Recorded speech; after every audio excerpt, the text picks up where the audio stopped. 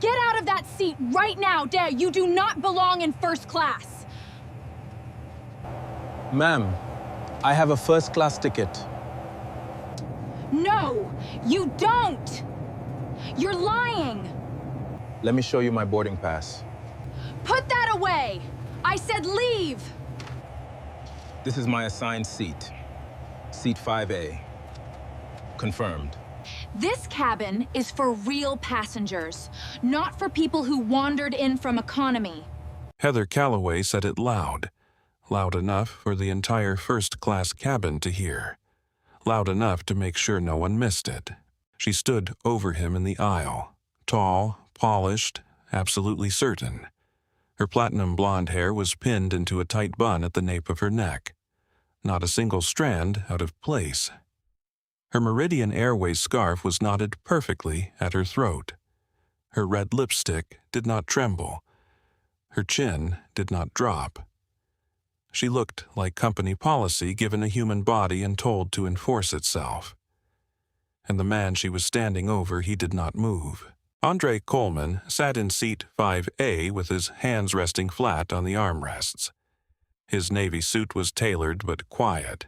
His shoes were polished without being flashy. He did not raise his voice. He did not shift in his seat. He did not look away from her. He simply looked up. Calm. Still.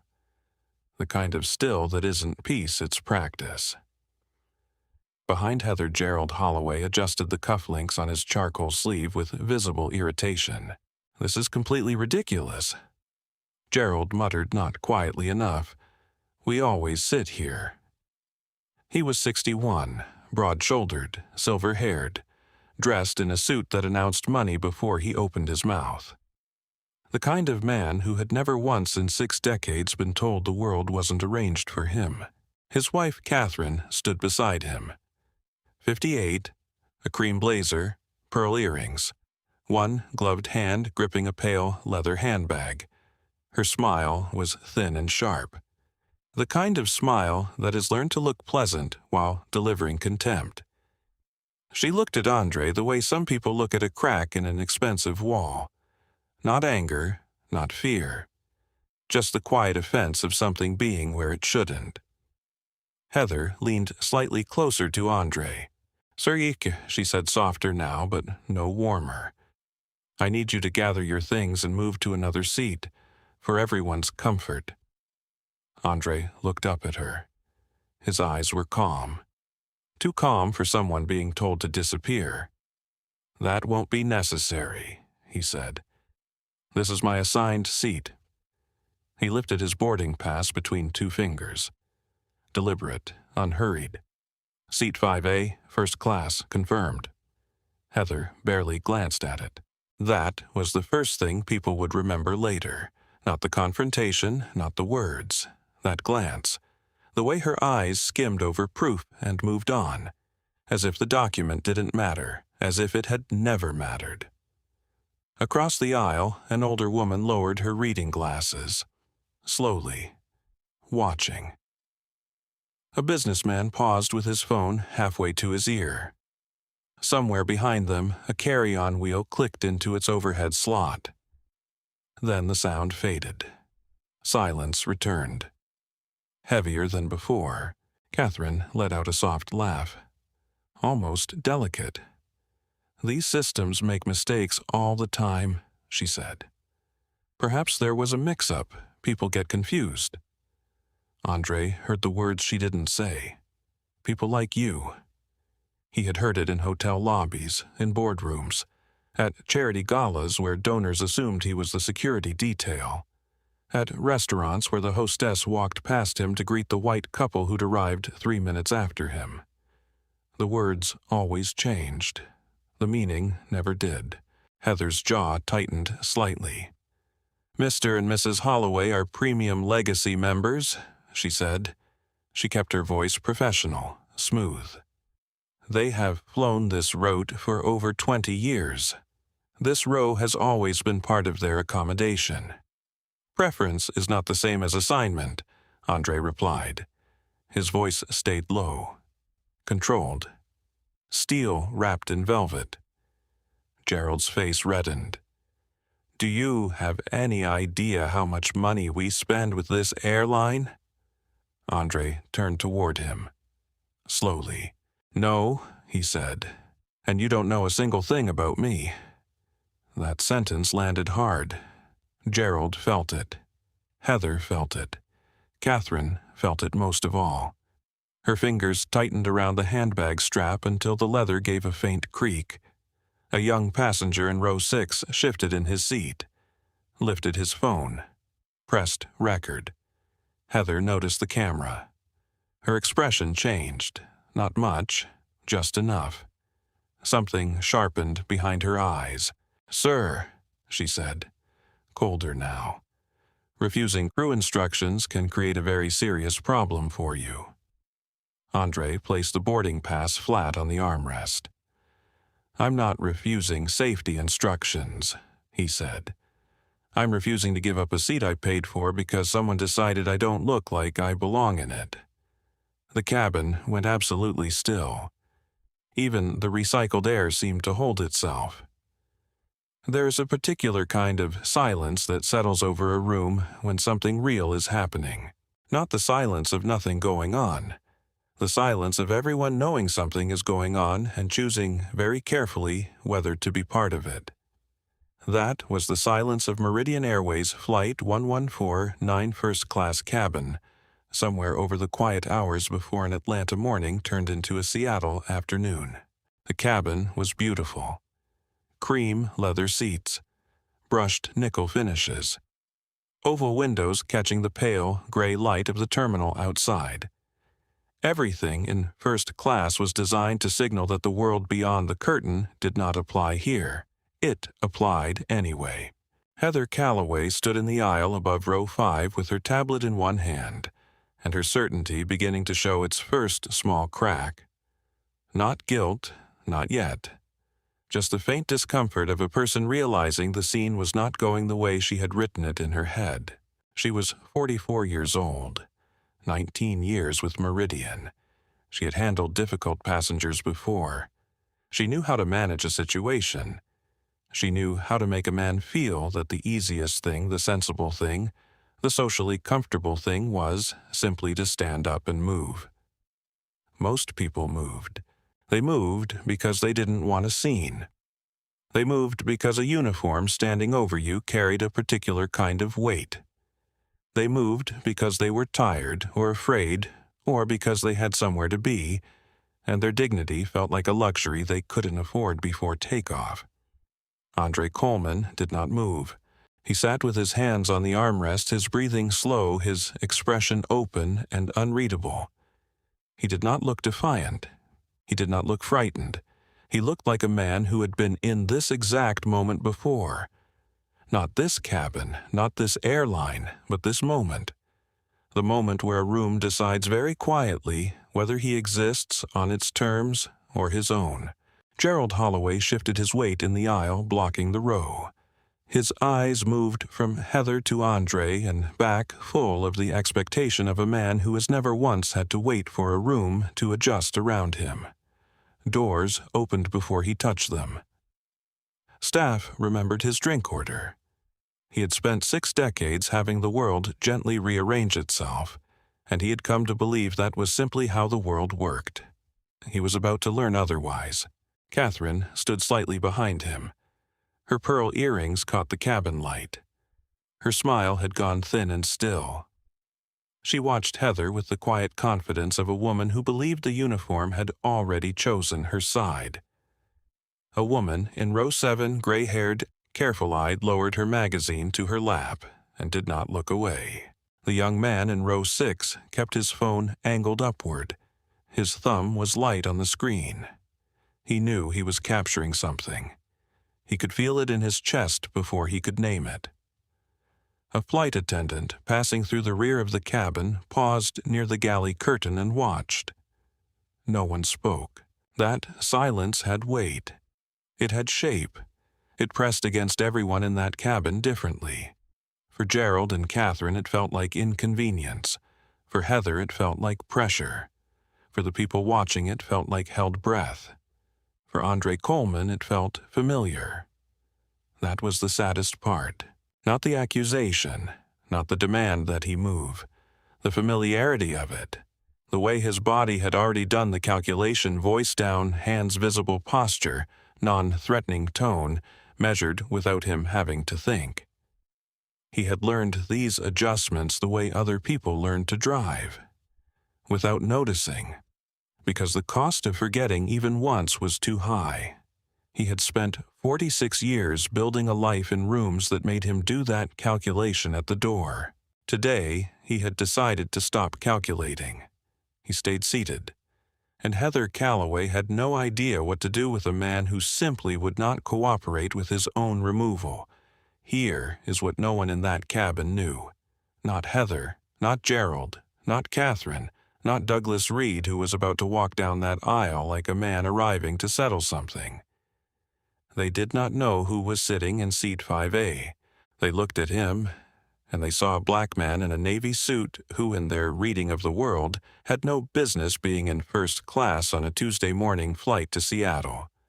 They saw someone who had perhaps made an error, or tried to get away with something, or wandered through a door he wasn't supposed to enter. Their eyes told them a story, and they believed it completely the way people believe stories that confirm what they already think. But here is what was actually true. The man in seat 5A was Andre Coleman, 46 years old, born in Decatur, Georgia, graduated top of his class at Morehouse, built a company from a spare bedroom and a borrowed server rack, failed 3 times before he succeeded, and when he succeeded at something that the airline standing in his aisle desperately, urgently, embarrassingly needed. His company, Lumen Technologies, had spent 7 years building the most respected fairness detection software in the country. Not the flashy kind you see in commercials. The real kind. The kind that buried itself in the decision-making systems of large companies and found the places where bias was built into the process itself. Hidden, quiet, polite. The kind of bias that never raised its voice because it didn't have to. The kind that looked at a man's boarding pass and still didn't quite believe him. Meridian Airways had been in quiet crisis for 2 years. A wave of passenger complaints. 3 lawsuits still winding through courts. A congressional inquiry nobody talked about at press conferences.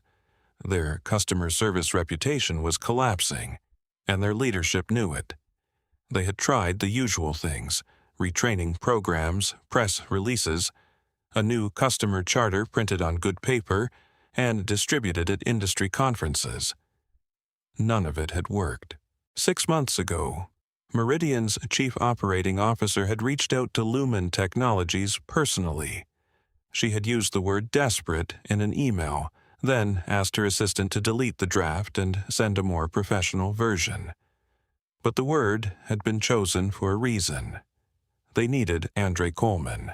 Tomorrow morning, in a glass conference room in Seattle, Meridian's executive team was scheduled to sit down with Lumen's board for the final review of a partnership that would reshape how the airline handled every customer interaction, from gate check to baggage claim. A deal that could restore Meridian's public reputation.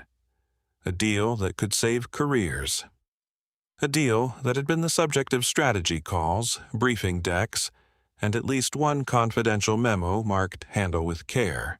The man they were about to beg for was sitting in seat 5A, not standing at a podium, not arriving in a town car, sitting quietly by an oval window with a worn steel watch on his wrist, a keynote speech on his tablet, and a boarding pass that clearly said first class. And Heather Calloway was about to ask him to move. What happened next in the next 28 minutes would travel faster than the plane ever could. It would leave the cabin through a phone screen and a headset and a gate agent's sharp eyes. It would move through inboxes and boardrooms and the kind of quiet corporate hallways where powerful people suddenly become very interested in a situation they cannot control. By the time Flight 1149 pushed back from Gate D, 140 would be the same. Not for Heather, not for Gerald and Catherine, not for Meridian Airways, and not for the deal that was supposed to happen tomorrow morning. The woman who told him he didn't belong in first class had no idea, not a single idea. What was about to happen would shock an entire airline in 28 minutes. But before that seat became a reckoning, let me take you back to a quiet gate, a gray Atlanta morning, a worn steel watch on a wrist that had earned everything the world tried to take from it, back to a promise made in silence. Because to understand what happened in row 5 of that first-class cabin, you need to understand the man who was sitting there. Not the title, not the company, the man, where he came from, what he carried, what he had already survived long before Heather Calloway ever looked at him and decided she already knew the story. Andre Coleman did not become who he was because the world made it easy. He became who he was because he refused quietly, consistently, without drama, to let the world's version of him become the real one. Every room that doubted him, every door that took a second too long to open, every conversation where he had to prove before he could proceed that he belonged in the space he had already entered. Those rooms shaped him, not by breaking him, by teaching him exactly what kind of man he intended to be when the next room tried the same thing. This morning, at Gate D14 in Hartsfield-Jackson Atlanta International Airport, a departure board blinked a 20-minute delay for Meridian Airways Flight 1149. Around Andre, the gate area hummed with the low-grade frustration of business travelers who believed time was being stolen from them personally. People sighed into their phones, paced small circles, spoke too loudly about connections they were afraid of missing. Andre stood near the priority boarding lane with his leather portfolio under his arm. He did not pace. He did not sigh. He waited the way a man waits when he has learned that urgency is something other people perform. There were 3 things that told you something was different about him if you knew how to look. The first was the stillness. In a gate area full of visible impatience, a man who is simply still stands out the way a held note stands out in a room full of noise. The second was the watch, old silver-toned with a worn brown strap. Not expensive by any measure. The kind of watch a man keeps and keeps wearing not because it's impressive, but because it came from someone he loved. The kind of watch that has a story attached to it that matters more than the price. The third was something harder to name. A quality in the way he held himself. Not arrogance, not performance. Steadiness. The deep, earned, unshakable kind. The kind that takes decades to build and that no one who has built it ever talks about. Gerald Holloway, stepping into the priority lane 2 people behind him, noticed none of this. Gerald saw a black man standing where premium passengers stood and took a half-second to decide what that meant. His eyes moved quickly face-suit boarding pass and then moved away. The look was so fast it barely qualified as a look. But Andre felt it. He always felt it. The same way you feel a change in air pressure before the weather turns. He said nothing. He scanned his boarding pass. The gate reader chimed green. "Thank you, Mr. Coleman," the gate agent said. "Seat 5A, enjoy your flight." Andre nodded and walked into the jet bridge. Behind him, Catherine leaned toward her husband. "Did she say 5A?" Gerald's mouth tightened. "That's our row." And somewhere in the machinery of habit and assumption, the clock started running. 28 minutes. Let me show you what filled them. The delay had been announced at 6:47 in the morning. Meridian Airways Flight 1149 Atlanta to Seattle, Gate D14. Departure pushed 20 minutes.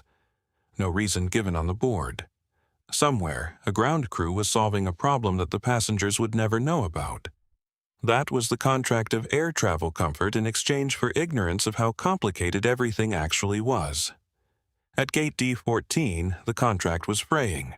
A man in a gray suit had already called someone to complain about the delay, as if the phone call might fix it. A woman in a bright yellow blazer was refreshing an app so repeatedly that the motion had become involuntary, her thumb working without her permission. Two consultants in matching laptop bags were loudly comparing the delay to a worse delay, a ritual of inconvenience comparison that somehow made people feel better. Andre Coleman stood near the window. He was watching the tarmac. Not impatiently, just watching. The way a person watches weather when they've stopped trying to predict it and started simply observing what it does. He had the kind of face that made people look twice without knowing why.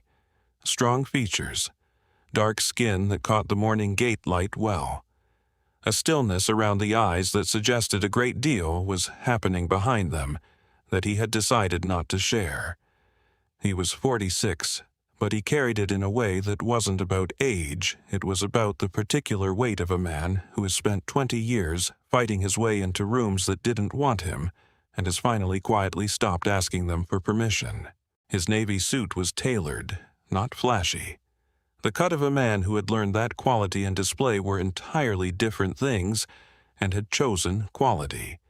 His shirt was white, clean-pressed, no tie. The collar open by one button, the single small concession to the fact that he was at heart someone who had always been slightly more comfortable in a garage than a boardroom, even if the boardroom had long since become his natural habitat. The watch on his left wrist was the exception to all of it. It was old, silver-toned, with a face that had been cleaned so many times the markings had softened around the edges. The strap was brown leather cracked near the pin, the kind of crack that happens not through neglect, but through years of continuous wear. It was not the watch of a wealthy man. It was the watch of a man who kept it because it was irreplaceable. His name was inscribed on the back, put there before he earned it. His father had pressed it into his hand the morning of his Morehouse graduation. They had been standing in a parking lot outside the arena, his mother straightening his hood, his younger sister taking photographs on a phone that was too old to take good photographs. His father had waited until everyone was distracted by something the way fathers do when they want a moment to be private. And then he had reached out and pressed the watch into Andre's palm, just held his hand closed around it for a moment, and said, "Never let the world decide your worth before you walk into the room, son." That was all. No speech, no elaboration. His father was not a man of elaborations. He was a man who chose one sentence when one sentence was enough, and this had been one sentence worth 20 years of carrying. Andre had carried it into every room that tried to look past him, into boardrooms where investors' eyes had moved to the white analyst standing behind him to ask the financial questions, as if the man who built the company couldn't possibly understand its numbers. Into hotel lobbies where he'd been asked if he was there for the service entrance. Into a conference in Boston where a woman had placed her hand on his arm and thanked him for keeping the venue so clean, and then dissolved into mortified apology when she understood who he was. He had learned the shape of that particular mistake. He could feel it coming now, the way you feel a door about to open before the handle moves. His phone buzzed. A message from Renee Dawson, his assistant of 11 years. Meridian exec team confirmed for tomorrow, 9 a.m. Board chair sending final materials tonight. Call when you land. He typed back a single word. Understood. He looked up as the gate agent lifted her microphone. Now, boarding Meridian Airways. Flight 1149, Atlanta to Seattle. First class and premium legacy members, please approach gate D14. A ripple moved through the waiting area. Shoulders straightened. Wheels jerked forward.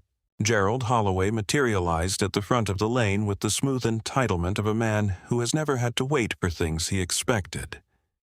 He moved without looking to either side because he had never developed the reflex of checking whether he was in someone's way. Catherine followed her handbag, already repositioned for boarding her expression, carrying the particular satisfaction of going first. Andre stepped forward, scanned his phone. The reader chimed clean and green. Mr. Coleman. The gate agent looked up with a professional smile. Seat 5A, welcome aboard. He walked into the jet bridge. Behind him, just within earshot, Catherine Holloway's voice. Did she say 5A? Gerald's answer was quiet and tight. That's our row. The walk down the jet bridge took about 40 seconds. Andre did not hurry. He had learned a long time ago that hurrying into a room that didn't expect you rarely helped. He had not always been this calm.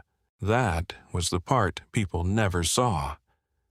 When they looked at Andre Coleman now, the stillness, the controlled voice, the absolute refusal to be rattled, they assumed it was natural.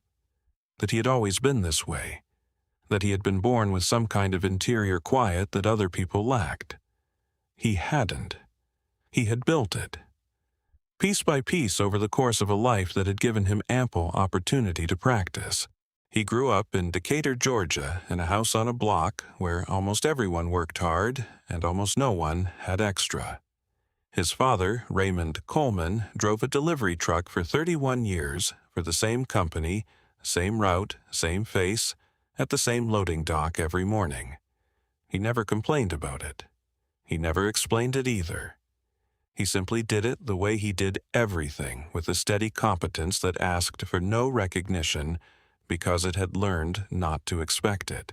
His mother, Diane, taught 3rd grade. She had been teaching 3rd grade for so long that she had students who now had their own children. She kept a list on her refrigerator of every student who had gone to college.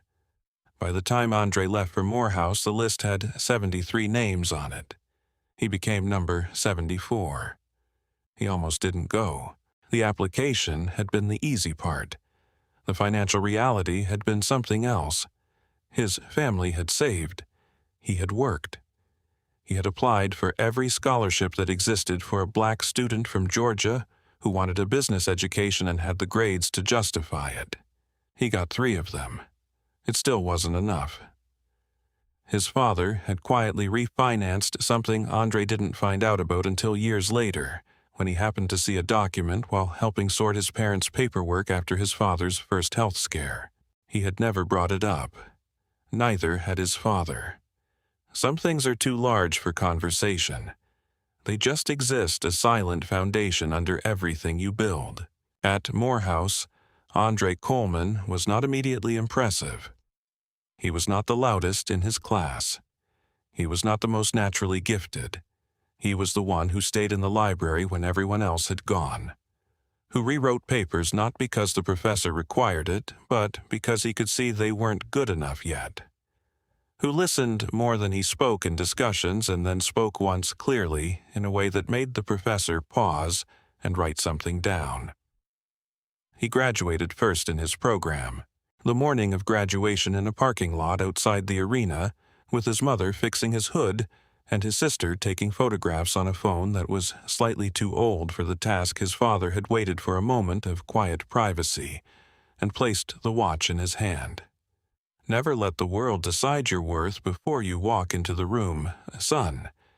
It sounded simple, like advice you'd put on a greeting card. But Andre understood what his father meant because he had watched his father live the opposite. He had watched a man of extraordinary competence and quiet dignity spend 31 years being looked past, being called by his first name in contexts where the white drivers were called by their last, being passed over for advancement that went to men who had connections he had never been given the chance to build. Being so thoroughly not seen that after 31 years, when the company held a small retirement event, the manager who gave the speech got his years of service wrong by 4 years, and no one corrected it. Raymond Coleman had smiled and shaken the man's hand. In the parking lot, giving his son the watch, he was not just saying be confident. He was saying something much harder. He was saying, the world will try to decide for you. It will try to tell you what you're worth, what you're allowed to want, where you're allowed to sit. You have to know your worth before you walk through the door, Because if you wait until you're inside the room to decide, they'll have already decided for you. Andre had walked into a lot of rooms since that parking lot. Boardrooms where the investors spoke to the analyst behind him. Hotel lobbies with the service entrance comment. Expensive stores with security personnel who suddenly needed to check the same aisle he was browsing. Conferences where his name tag was read 3 times before the person decided they must have been mistaken about who he was. He had carried the watch through all of it, and he had made a rule for himself he would walk into every room having already decided. Having already completed the internal accounting that the world wanted to force him to do in public in front of witnesses as a condition of admission. He was Andre Coleman. He had earned every seat he had ever sat in. That had never been a question. The world's discomfort with that fact was the world's problem. He had been very patient about waiting for the world to figure that out. But on a Meridian Airways flight to Seattle, sitting in a seat he had paid for with a boarding pass that said so in plain English, he had decided this particular morning would not require patience. He was staying in seat 5A. Whatever came next was going to have to come. Let's talk about what Lumen Technologies actually was. Not in industry terms, not in the language of press releases or investor decks. In plain words, because the plain version of the story is the one that matters. 7 years ago, Andre Coleman left a senior role at a major consulting firm, a role he had fought for, earned, and been passed over for twice before being given it, and started a company in the 2nd bedroom of a rented house in Atlanta. He had a borrowed server rack, an extension cord running under the door, a whiteboard he bought second-hand, and had to clean with a different kind of cleaner than what was recommended because the recommended kind cost more than he had budgeted. He had an idea. The idea was this: when large organizations made decisions that felt neutral, who got approved for a loan, who got flagged for additional review, who got the upgrade and who got the downgrade, who got believed when they said they had a first-class ticket, those decisions were not actually neutral. They carried the weight of every assumption that had ever been baked into the people who designed the process. Most of those assumptions were invisible. That was what made them so hard to fight. Andre built software that found them. Not through accusation. Not through external audit, through data, through the patient, meticulous work of looking at patterns and asking if you take race and gender and background out of the visible data. Do these decisions change? If they do, why? Where in the process does the change happen? Who made the rule that created it, and when and why? And did anyone ever go back and ask whether it still made sense? The answer in every company Lumen Technologies worked with was the same. Nobody had gone back and asked. It took 4 years to build credibility. 3 failed attempts at major contracts. 2 rounds of doubt from investors who didn't understand what they were being shown. 1 brutal year where Andre paid his small team from savings and told his parents not to worry when they called to ask how things were going. Then it worked. A mid-sized bank in Chicago, a healthcare network in Texas, a city government in Philadelphia. Then larger still. 7 years in Lumen Technologies was the most trusted name in the specific, unglamorous, absolutely vital work of finding where the structure had something harmful built into it that no one was looking at directly. The irony of what he did for a living was not lost on him, and it was not lost on anyone at Meridian Airways headquarters either. Meridian had been struggling with the same thing the rest of the industry struggled with, except they had struggled harder and more visibly. The complaints had started arriving in volume about 3 years ago, a pattern of passengers who described the same experience, black passengers primarily, though not only of being questioned in ways other passengers were not. Doubted at check-in. Asked for extra documentation. Moved from seats to which they had been assigned to accommodate other passengers whose only evident qualification was that they were not the person being moved. 3 civil lawsuits. 1 congressional letter. a viral video from 2 years ago that had racked up 11 million views and been mentioned in a Senate hearing by a senator who did not generally show up to airline hearings. Meridian's leadership had tried the visible expensive remedies, the retraining, the customer commitment statement, the diversity consultant, the sensitivity workshops, the rebranding of their customer care division. None of it had addressed where the problem actually lived inside the decision-making processes themselves, inside the automated systems and the training frameworks and the unwritten rules that told staff in 1,000 subtle ways who to believe when two accounts conflicted. They needed Lumen. They needed Andre Coleman specifically because he had spent 7 years building the precise tool that could go into Meridian's processes, find the places where harm was embedded invisibly, and help the airline rebuild them from the inside out. The chief operating officer had made the call herself. 6 months of conversations, 2 rounds of proposals, a final review scheduled for tomorrow morning 9 a.m. in a glass conference room in a downtown Seattle hotel, where Meridian's executive leadership team was planning to present their final partnership offer to Lumen's board. The deal was important to Meridian.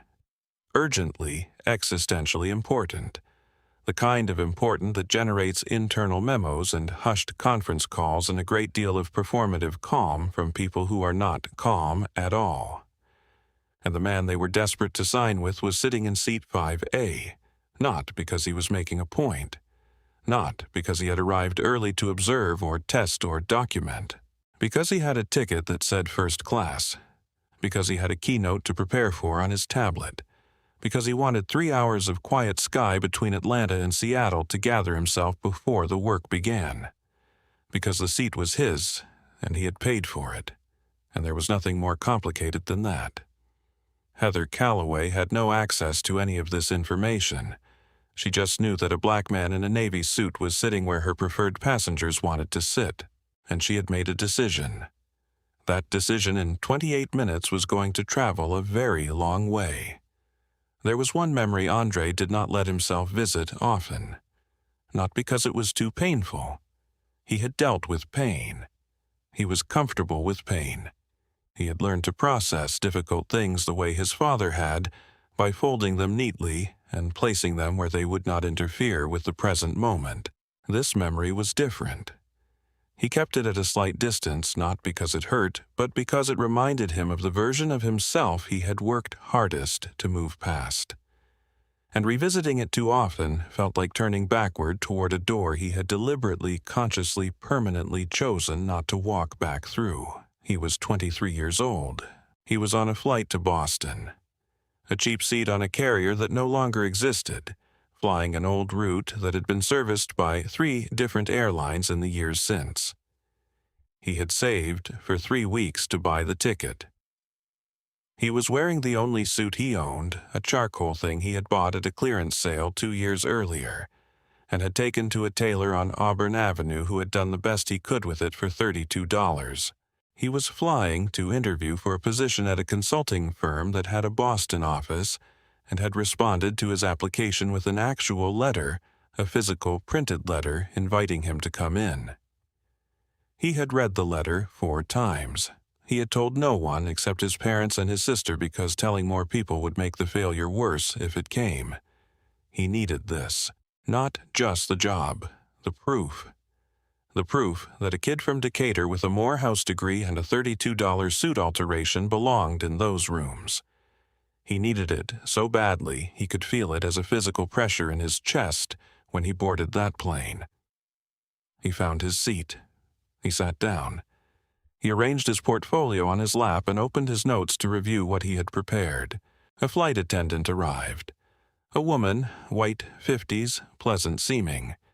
She leaned toward him with the slightly apologetic posture of someone about to ask a favor. There had been a mix-up with the seating, she explained. Not his fault entirely. These things happened. There was another passenger. She gestured toward the aisle, where a white man stood with a carry-on bag and the mild expectation of someone who had decided the situation would resolve itself in his favor. His seat. She said it was his seat. The man had flown this airline for years. Would Andre be willing to take another seat? There were perfectly good seats 2 rows back. She was so sorry for the confusion. Andre was 23. He was alone. He had $32 in his wallet and a portfolio on his lap and a job interview in 4 hours that he needed more than he had ever needed anything. He moved. He told himself it didn't matter, that it was just a seat, that what mattered was getting to Boston, that he could not afford to make a scene, could not risk being removed from the plane, could not let anything jeopardize the interview that was 4 hours away and completely inaccessible to him if he wasn't on this flight. All of those things were true, and also in the seat 2 rows back with his portfolio on his lap and his $32 suit, and the particular humiliation of a man who has just been asked to make himself smaller and has complied. Because the math required it in that seat, something made a decision. Something quiet in the part of him that his father's voice lived in. The part where the watch came from. Never again. Not loudly. Not with anger. Not with any witness. Just quietly, privately, in the 2 rows, back seat on a plane to Boston. A version of himself that he had never gone back to being made a promise to a version of himself that would be flying in first class 23 years later. He had gone to the interview. He had not gotten the job, not that position that time, but he had gotten the next one and the one after that. And eventually he had built something that made the consulting firm in Boston irrelevant, except as an early chapter in a story that had grown past it. He thought about that young man sometimes. The way you think about someone you used to know who made a choice that changed everything for you, even though the choice was made under duress and out of fear, and with no other options visible. He thought about all the other young men and women who were still in that seat. The ones without a recording, without a title, without a deal that an airline needed.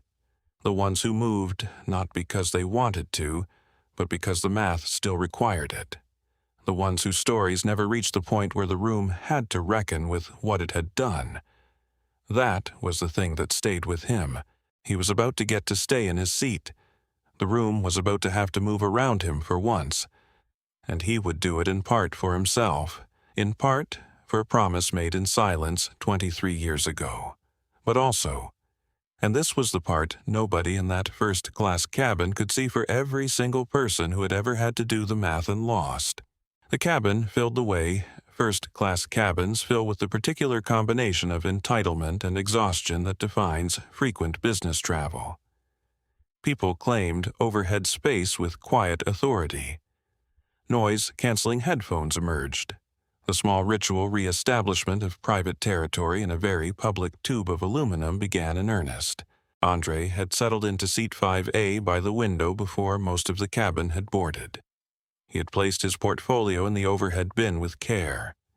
He had sat, clicked his seatbelt, and opened his tablet to his keynote notes.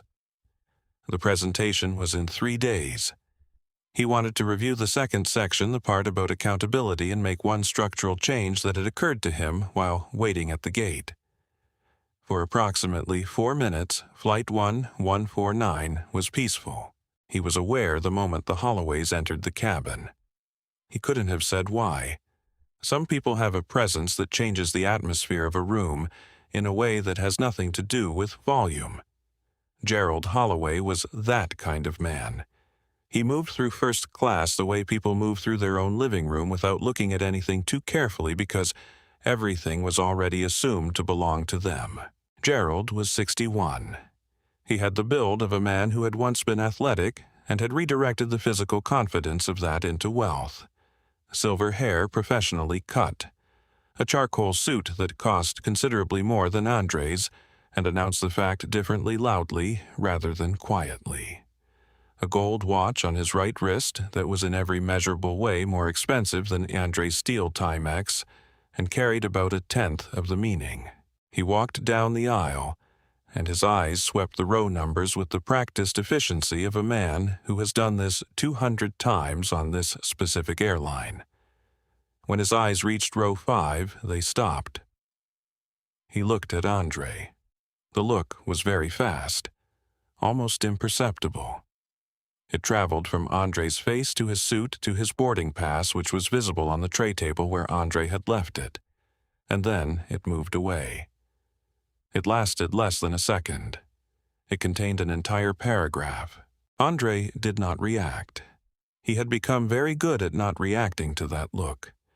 He had learned that reacting, showing that he had felt it, that it had registered that it landed, gave the other person something they were not entitled to. So he let it pass over him and settled his eyes back on his tablet. Catherine Holloway stopped beside her husband. She was wearing her cream blazer and pearl earrings, and her eyes arrived at the same conclusion as Gerald's through a slightly different route. Hers went through the filter of social interpretation first, the quick parsing of a situation that her years of social navigation told her was not quite right. She leaned toward Gerald with the micro-adjustment of a woman about to confirm something. "Is that seat taken?" she said to him low. Not to Andre. To Gerald, as if Andre were a piece of luggage that might be moved once the right person asked. Gerald lifted his boarding passes from his jacket pocket. He looked at them. He looked at the row. He looked at Andre. "Seat 5A is listed on yours," Catherine said, looking over his shoulder. "That's your window seat." "Excuse me," Gerald said, not a question, a declaration. Andre looked up from his tablet. "You're in my seat," Gerald said. The words arrived the way a certain kind of entitlement always arrived, not angry, not aggressive, simply certain. The certainty of a man who has never once had to consider that the world might not arrange itself according to his expectations. "I don't think I am," Andre said. He picked up his boarding pass. "Seat 5A, you might want to double-check yours." Gerald took that the way people take things that inconvenience their certainty poorly. He glanced toward the front of the cabin with the expression of a man calculating whether it was worth making something of this himself or delegating it to someone in uniform. Catherine made the decision for him. "Get someone," she said.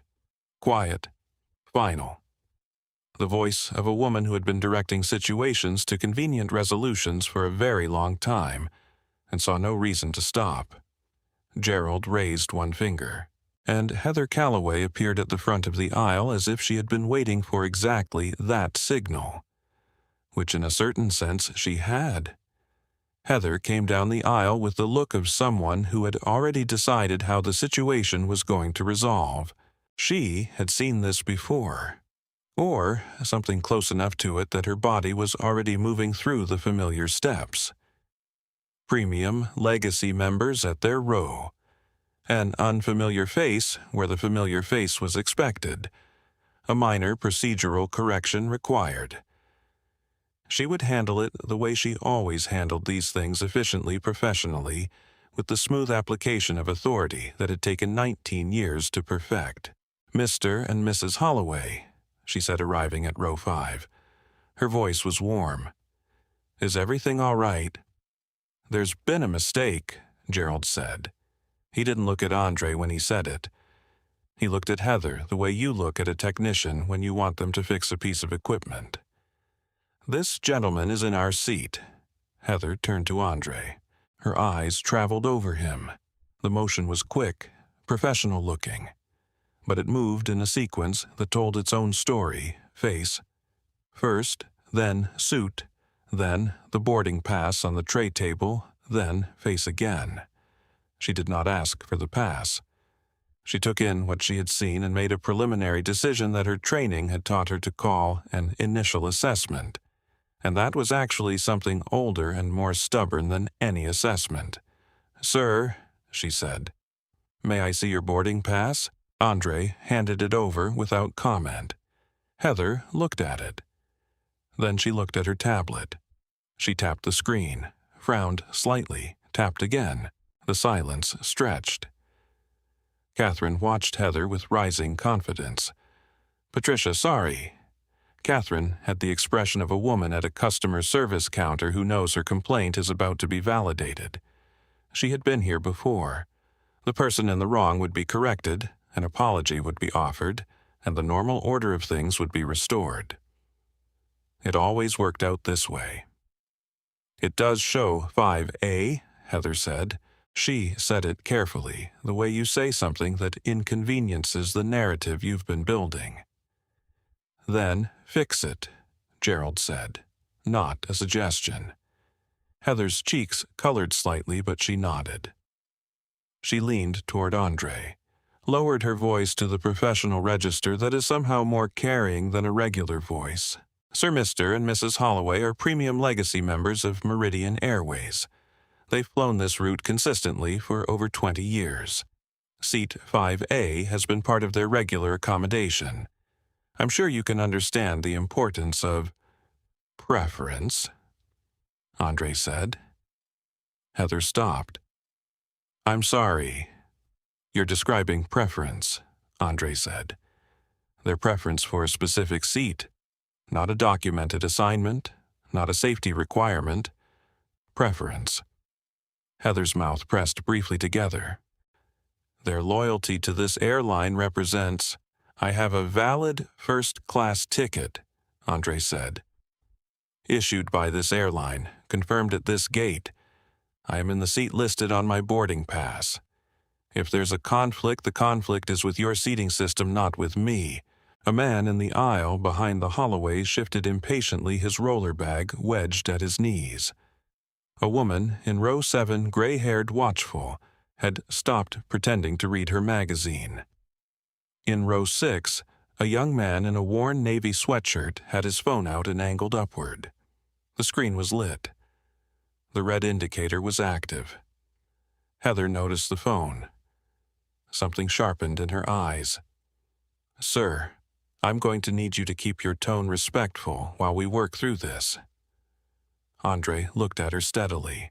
"My tone has not changed once since you arrived." That was accurate. Every person in that cabin who was paying attention knew it was accurate. And the accuracy of it made the accusation worse, made it feel less like a correction, and more like an attempt to create a version of events in which she was responding to provocation rather than creating it.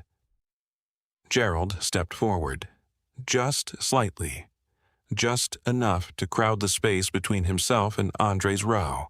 "Look," he said, voice dropping to the careful register of a man who knows he's being watched but has something to say anyway.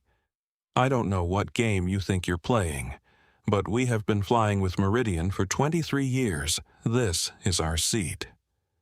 Andre turned toward him fully, slowly. "It was assigned to me," he said. "That's the only relevant fact. What you always do," Andre said, "is not what I'm sitting in." Gerald's jaw tightened. The jaw movement of a man encountering the specific frustration of a simple sentence that contains no possible counter-argument. Catherine placed her handbag on seat 5B, deliberately, like planting a flag in claimed territory. Andre looked at the bag. Then he looked at Catherine. "That seat isn't yours either," he said. Catherine stared at him with the open astonishment of a woman who had not been spoken to plainly in a very long time and had forgotten it was possible. "It's just... Move it, please. Clean, quiet, final." Gerald reached for the bag and pulled it away with a sharp, frustrated motion. Someone near the back of first class looked down at their lap to hide a reaction. Someone else almost smiled and thought better of it. The aisle opened fractionally, but the situation had not opened at all. It had contracted. And Heather Calloway, standing in that contracted space, was beginning to understand that the scene she had expected to resolve in 2 minutes was now requiring a different kind of force. She turned and walked to the front of the cabin with short, purposeful steps. She was going to get the supervisor. Let's go back 10 minutes. Back to before the Holloways reached row 5. Back to the moment Heather Calloway first saw Andre Coleman walk aboard.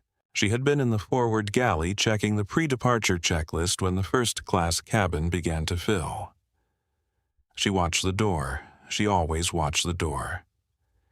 19 years had made her very good at reading the flow of first-class boarding, who needed attention, who needed to be left alone, who was a legacy member expecting recognition, who was a first-time upgrader slightly uncertain about protocol. She prided herself on the read. In 19 years, she had rarely felt she got it wrong. When Andre came through the door, she read him. She would not have been able to say what she concluded in the half-second her eyes were on him. It was not a thought that formed in language. It was more like a category that clicked into place without deliberation. The category did not have a polite name. It had to do with the gap between where someone looked like they belonged and where they claimed they were going. She watched him walk to row 5. She watched him open the overhead bin. She watched him settle into 5A with the ease of a man comfortable in a first-class seat, which should have told her something but did not because the category had already clicked, and categories are very difficult to unclick once they've engaged. She went back to her checklist. 2 minutes later, Gerald Holloway appeared at the cabin door. Heather's posture changed. Subtly but genuinely. Gerald and Catherine Holloway were faces she knew. 23 years of loyalty. 2 flights a month on this route, frequently more. They always said hello to her by name. They had sent a card when her mother was ill. She knew Gerald liked his pre-departure water without ice, and Catherine preferred the aisle seat for the first hour and then liked to switch. She moved toward them before they had fully entered the cabin. "Mr. and Mrs. Holloway," she said, warm, easy. "Welcome back." Catherine smiled the smile of a woman who expected to be greeted this way, and was pleased as always to have her expectations confirmed. "Heather," Catherine said, "good to see you." Then Gerald's eyes found row 5. His expression shifted. He glanced at Heather with the slight compression of a man flagging a problem he expects to be solved for him. One finger raised. Heather moved to the row, and everything that followed was a consequence of what had happened before a single word was spoken, the categories that had clicked the warmth that was reserved for some passengers and withheld from others the hierarchy of who was seen as loyal and who was seen as potential trouble. She looked at Andre with cool assessment. She looked at the Holloways with practiced warmth. The difference was not subtle to anyone paying attention. It was the kind of difference that people who receive it on the cold side of it spend years trying to describe to people who never have to feel it. She asked for his boarding pass the way you ask for documentation you expect to find wrong. When it showed seat 5A correct, she hesitated. This was the moment. This was the small, unremarkable, absolutely decisive moment in which Heather Calloway had a clear choice. The boarding pass confirmed his seat. She had that information. She could have closed her tablet, offered a brief apology for the confusion to all parties, told the Holloways their seats were 5C and 5D, and continued her pre-departure responsibilities. She did not do this. She did something else. She let the Holloways' expectation and her own initial read of the situation outweigh the document in her hand. She leaned toward Andre and began the speech about legacy members and long-standing preferences, and in doing so she made a decision that she would spend the next several days trying to understand. "Their loyalty to this airline," she began, "is not what we're discussing," Andre said. Heather leaned slightly forward. The movement was small. The intent behind it was not. "Sir, I want to resolve this quickly so we can prepare for departure. Mr. and Mrs. Holloway are—" "I know what you're about to say," Andre said. He was not unkind when he said it. He was precise. "And the answer is still the same. My seat is assigned, my boarding pass confirms it. I have shown you both. What you're asking me to do is give up a confirmed seat for another passenger's comfort, and I won't be documenting that as my decision." The young man in row 6 had not lowered his phone.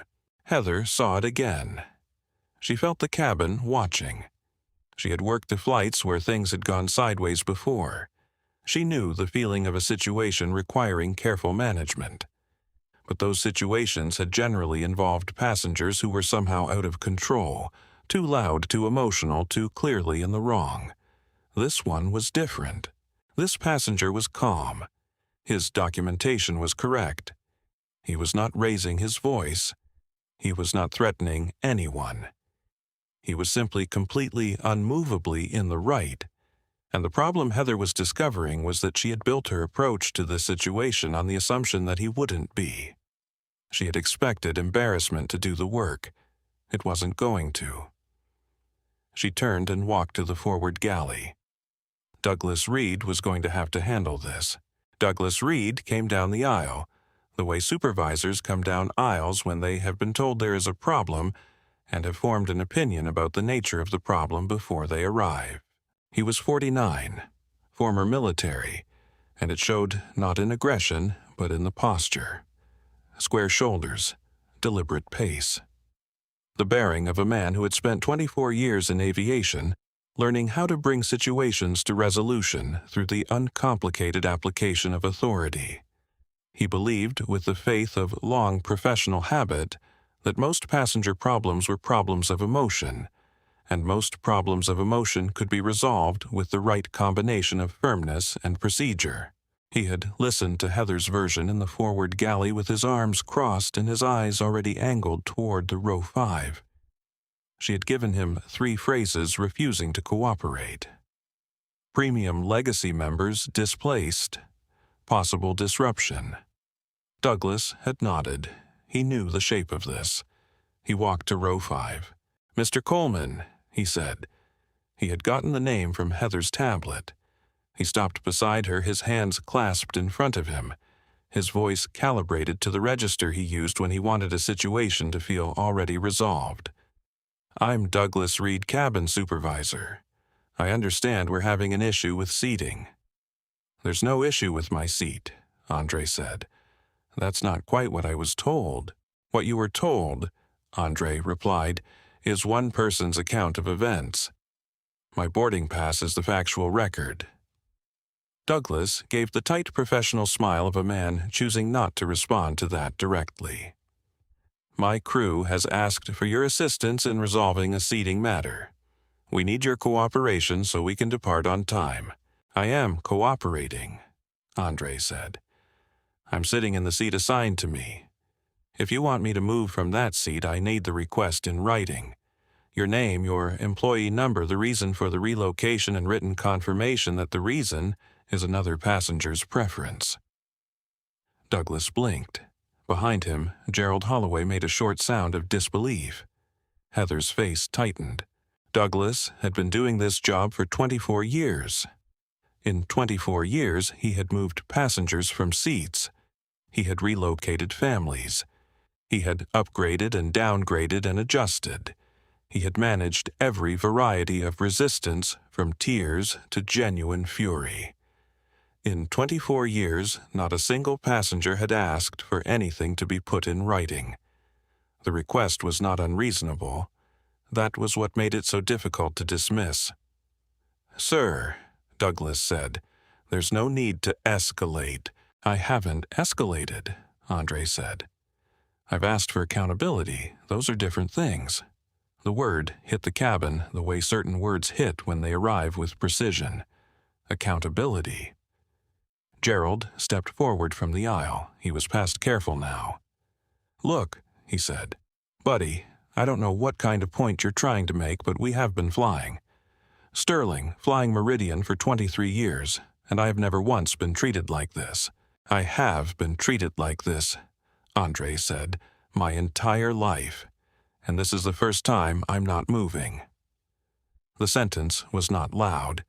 It arrived with the weight of something that has been carried a long distance and set down very deliberately. Gerald blinked.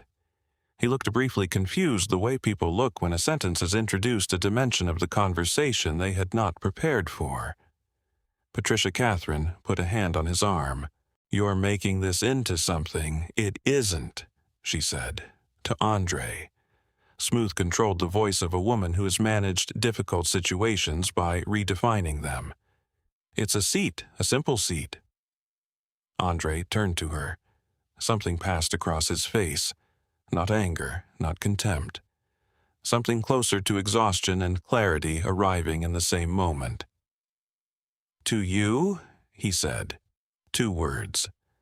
The quiet answer exposed the gap between their realities more thoroughly than a speech would have. To her, it was a seat, a comfort preference, an inconvenience being handled. To him, it was a 23-year-old in a clearance suit on a flight to Boston. It was every lobby and boardroom and security line that had processed him as a question mark. It was the particular humiliation of standing inside the thing you have earned and being asked pleasantly to step back outside. It was something nobody else in that cabin was being asked to perform in order to board a plane. Catherine looked away. The answer was too specific to argue with. It named something she didn't want named. Douglas cleared his throat. "Mr. Coleman, if you refuse a crew member's instruction—" "I want that instruction in writing first," Andre said. He did not raise his voice. His hands were still flat on the armrests. His body was still completely quietly composed. Douglas looked at Heather. Heather looked at the tablet. The young man in row 6 had not moved his phone. The aisle was getting crowded. The man trapped behind the holloways with his roller bag was fully audible in his frustration now, a low, continuous sound of exasperation that the situation was refusing to resolve itself. The gate agent, Yvonne Brooks, appeared at the aircraft door. Her headset was crooked. Her face was the face of someone who has just received information that changes the math of their afternoon. Douglas," she said, her voice low enough to be professional and loud enough to carry to row 5. "We're starting to approach our departure window." Gerald threw his hands up. "Finally, thank you." Andre looked past Douglas to Yvonne. "Please make note," he said, "that any delay to this departure began when a crew member asked a paid passenger to leave his confirmed assigned seat to accommodate another passenger's preference." Yvonne's eyes flicked to the phone in row 6. Her expression changed. Not much. Enough. The gate agent's expression changing was the moment everything shifted. Not dramatically, not visibly to most people in the cabin. But Yvonne Brooks had been working gates for 11 years, and she had the particular skill of gate agents who have survived 11 years. She could look at a situation and understand immediately what it was versus what it was being called. What it was being called, uncooperative passenger. Seating dispute, minor delay. What it was, a black man with a valid first-class ticket who had shown his boarding pass to 2 crew members and been asked to move anyway. With a phone camera running, at a gate that was about to have a departure delay that was going to require an explanation and a report that would go up the chain of command. She was very good at her job, and her job right now told her to be very careful about what she said next. Andre did not look at her with expectation. He looked at her with the level attention of a man who has learned not to expect much from the rooms he walks into but who documents everything anyway. "Mr. Coleman," Yvonne said, "I want to make sure I understand the situation correctly." "He's refusing to cooperate," Heather said quickly. Yvonne kept her eyes on Andre. "What happened, Mr. Coleman?" Andre walked through it simply. Boarding pass confirmed 5A. Seated in 5A, Mr. and Mrs. Holloway arrived and claimed the seat based on history of preference. He showed his boarding pass. It was confirmed on the crew's tablet. He was then asked to move anyway. He asked for the request in writing. No written request was produced. The conversation then involved the cabin supervisor, who introduced the possibility of this becoming a security issue. He spoke in plain sentences. No editorializing, no visible emotion. Just the sequence of events in the order they occurred. When he finished, the cabin was quiet. Douglas Reed stood beside Heather with his hands still clasped in front of him, but the posture had changed slightly. The authority had gone out of it. He looked like a man who had walked into a room and found the furniture rearranged in a way that made him uncertain where to stand. Gerald Holloway's face had moved from frustration to something between bafflement and low-grade alarm. He was not used to situations framing themselves this clearly. He was used to situations that remained slightly ambiguous, where his interpretation was the dominant one simply because he had the confidence to offer it first. "He's leaving out," Gerald began, "that his tone was my tone. Andre said, has been consistent since I sat down. You're welcome to ask anyone in this cabin." He did not look around when he said it. He didn't need to. The young man in row 6 had been recording since the second exchange. The woman in row 7 had lowered her magazine. The man in row 8, who had been typing an email, had stopped typing. The cabin was full of witnesses who had not been asked to be witnesses and were therefore entirely reliable. Yvonne pressed her headset slightly.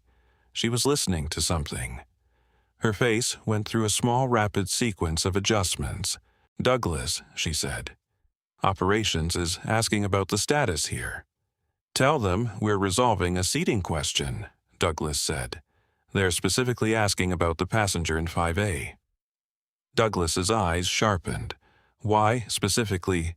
Yvonne looked at her screen. "Because the manifest flagged a name." There was a pause. It was not a long pause. Maybe 2 or 3 seconds. But in a pressurized cabin where everyone had gone quiet and everyone was watching, 2 or 3 seconds is a very long time. Andro reached into the inner pocket of his jacket with unhurried hands. He removed a small black card-holder leather matte finish. He set it on the armrest beside his boarding pass. He did not open it, he simply placed it there. "Before you answer operations," Andre said, looking at Douglas, "I'd like to suggest that you choose your next words carefully." The card-holder sat on the armrest like a sealed statement. Everyone in first class who was watching, and by now, that was everyone, found their eyes moving to it, the way eyes move to an object placed at the center of a table. When everyone understands the table is about to change. Catherine Holloway stared at it with an expression that for the first time since she had boarded contained something that was not certainty. Gerald stared at it with the expression of a man trying to calculate what he is looking at before he decides how to feel about it. Heather stared at it, and for the first time in the past several minutes her professionalism showed its underside, the very faint beginning of the understanding that she might have made an error. Not guilt, not yet, the pre-guilt. The moment just before the mind fully accepts what the body has already understood. Douglas looked at the cardholder, then at Andre, then at the gate agent. He straightened. "Yvonne," he said, with the confidence of a man making one last stand on familiar ground. "Tell operations we have the situation under control." Andre looked at him. "Do you?" he said. Douglas Reed had spent 24 years developing a very reliable instinct about passengers. He could read them from the forward galley before they sat down. He could hear in the first sentence whether a situation was going to be simple or not. He had learned to distinguish between the passenger who was genuinely upset and the passenger who was performing upset for leverage.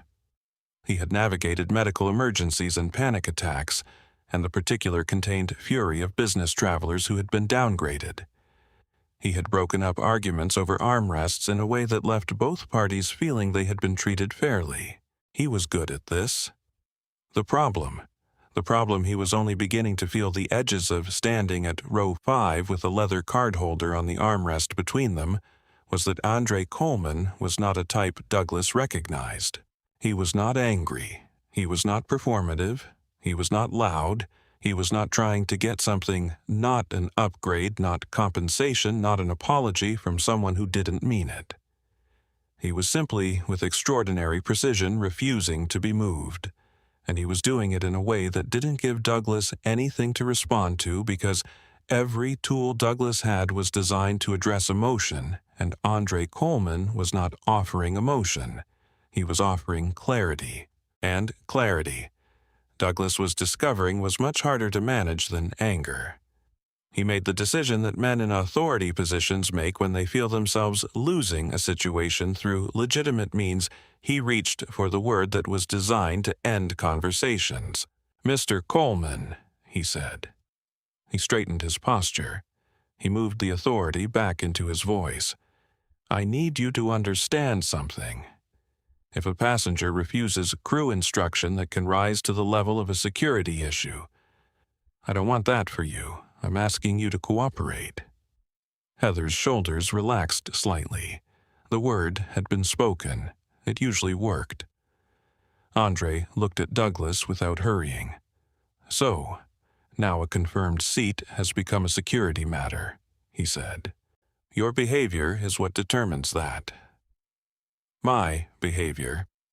Andre said it the way you repeat a phrase to look at it from the outside. He looked down at his hands, resting flat on the armrests. He looked up at Douglas. "I'm seated. My voice hasn't changed. My hands are visible. I have provided documentation. The only behavior I've engaged in is asking for accountability. That is what you're calling a security threat." Douglas said nothing, because there was technically nothing to say. In row 7, Eleanor finally spoke. She was 71, gray hair, a reading magazine she had stopped pretending to read 5 minutes ago. She had a granddaughter Andre's age, and she had watched enough of the world's arrangements to know what she was looking at. "He hasn't done a single thing," she said, quietly, into the silence. "I've been sitting here. He has not done a single thing." Heather turned toward her. "Ma'am, please allow the crew to—" "I am allowing," Eleanor said. "I'm also watching. There's a difference." The young man in row 6 lowered his phone for the first time. Not because he was done, because that sentence had been worth catching and he wanted to make sure he had it clearly. He tilted the phone back up. Gerald in the aisle was running out of patience. He was running out of it in the specific way that men who are accustomed to having their impatience validated run out of it when the room refuses to validate them. "For God's sake," he said, "just remove him. I have a connection in Seattle. I cannot miss it because somebody wants to make a philosophical statement." Andre turned toward him. "I'm not making a statement," he said. "I'm refusing to be erased. Those are different." "This is exactly," Catherine said, her voice very controlled, very smooth, "what I mean when I say everything has to become an issue now. It's a seat. It's just a seat."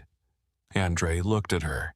For a moment, just a moment, something that was not quite sadness and not quite anger moved across his face.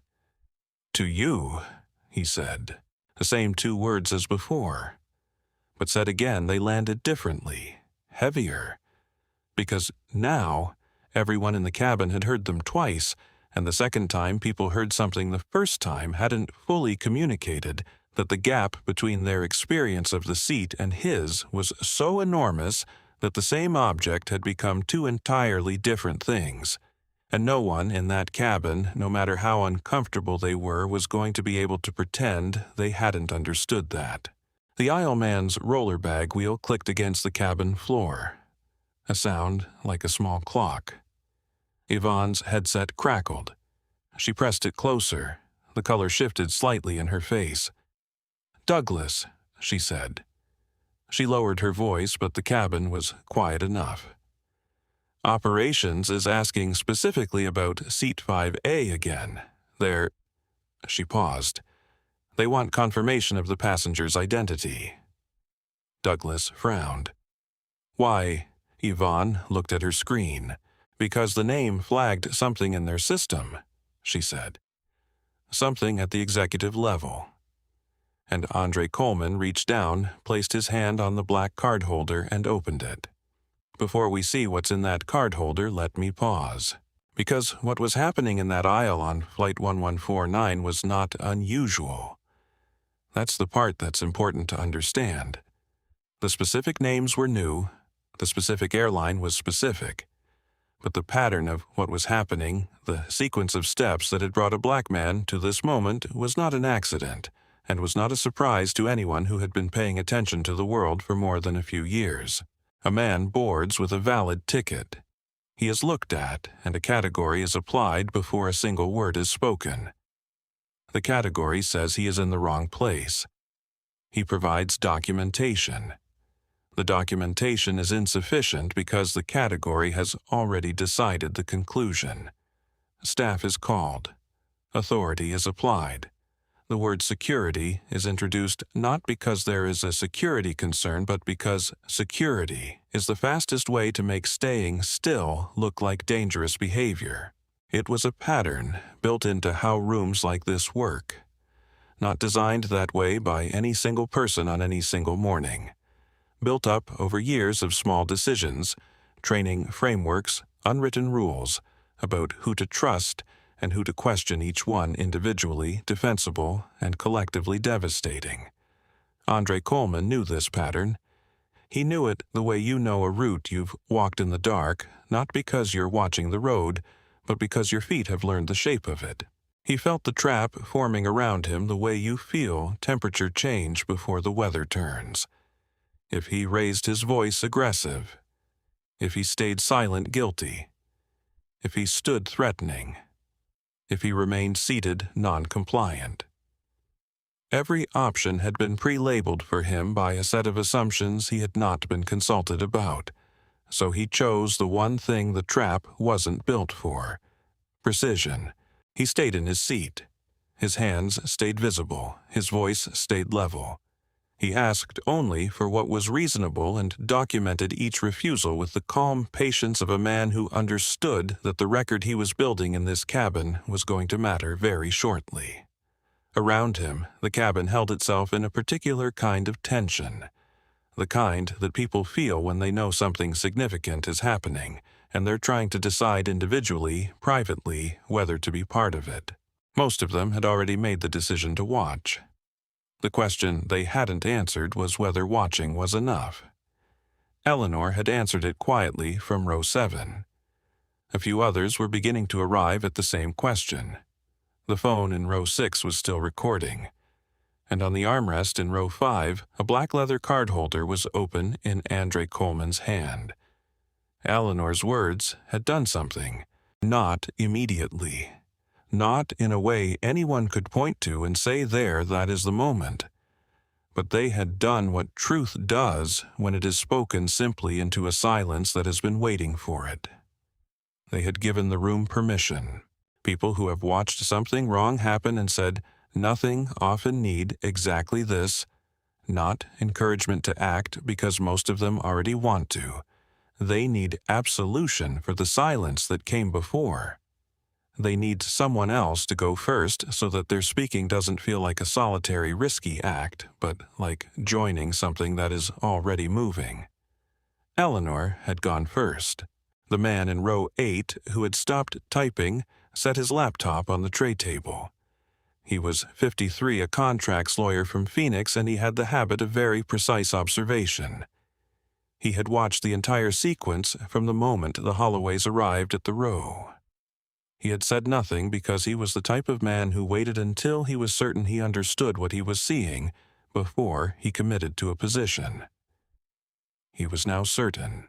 "I saw all of it from here," he said, not loudly, to no one in particular, the way you make a statement that is for the record rather than for the argument. He showed his boarding pass. They still tried to move him. A woman in row 8 across the aisle had her phone out. Not recording, she had been on a call silently with her earbuds in and had gone still the moment the confrontation at row 5 began. She had been present for all of it, and now she removed one earbud and set it on the tray table. "I heard everything," she said. "Every single word." The young man in row 6 lowered his phone angle and looked at Douglas. "It's been recording this whole time," he said. "Not as a threat, just as information. From the beginning." Douglas looked at the phone, then at Heather, then at the phone again. The witnesses were no longer incidental. They had become the mechanism by which the truth of the situation was being preserved in real time. Each voice added to the record was another sealed door against a version of events that differed from what had actually happened. Heather understood this. She understood it in the way a person understands something they desperately wish they did not. She glanced at the phone in row 6, at Eleanor in row 7, at the lawyer in row 8, at Yvonne, who was still at the door with her headset pressed close, still relaying the situation to a set of ears at the other end of the line that were getting very interested. The plane was no longer sealed. The situation had, without anyone explicitly deciding, this become a situation with an audience that extended past the cabin. The recording was evidence. The witnesses were evidence. Yvonne's headset was a live channel to operations. And operations was doing something. Yvonne's expression made this clear, that was moving up a chain of command faster than the departure window was shrinking. Gerald in the aisle was running out of room to occupy. The casual dominance of his position, the assumption that the airline was simply going to correct this, the way the airline always corrected things, was beginning to look different to him in light of what the people around him were doing. "Can we please?" he said, addressing the cabin at large with the frustrated authority of a man who still cannot quite believe the room isn't organizing around him. Just get on with it. Nobody answered him. Catherine looked at her gloved hands, and at the front of the cabin, Yvonne touched her headset one more time and said softly, "Yes, he's still in 5A. Yes, no, he has not been removed." She looked up. She met Andre's eyes across the cabin. She gave the smallest, most professional nod, the kind that means, "I understand what I'm seeing, and it's being handled." Andre looked back at the card holder in his hand. He turned it toward the aisle. The card holder was matte black leather, small enough to fit in a jacket pocket, worn smooth at the corners in a way that suggested it had traveled a long distance with its owner.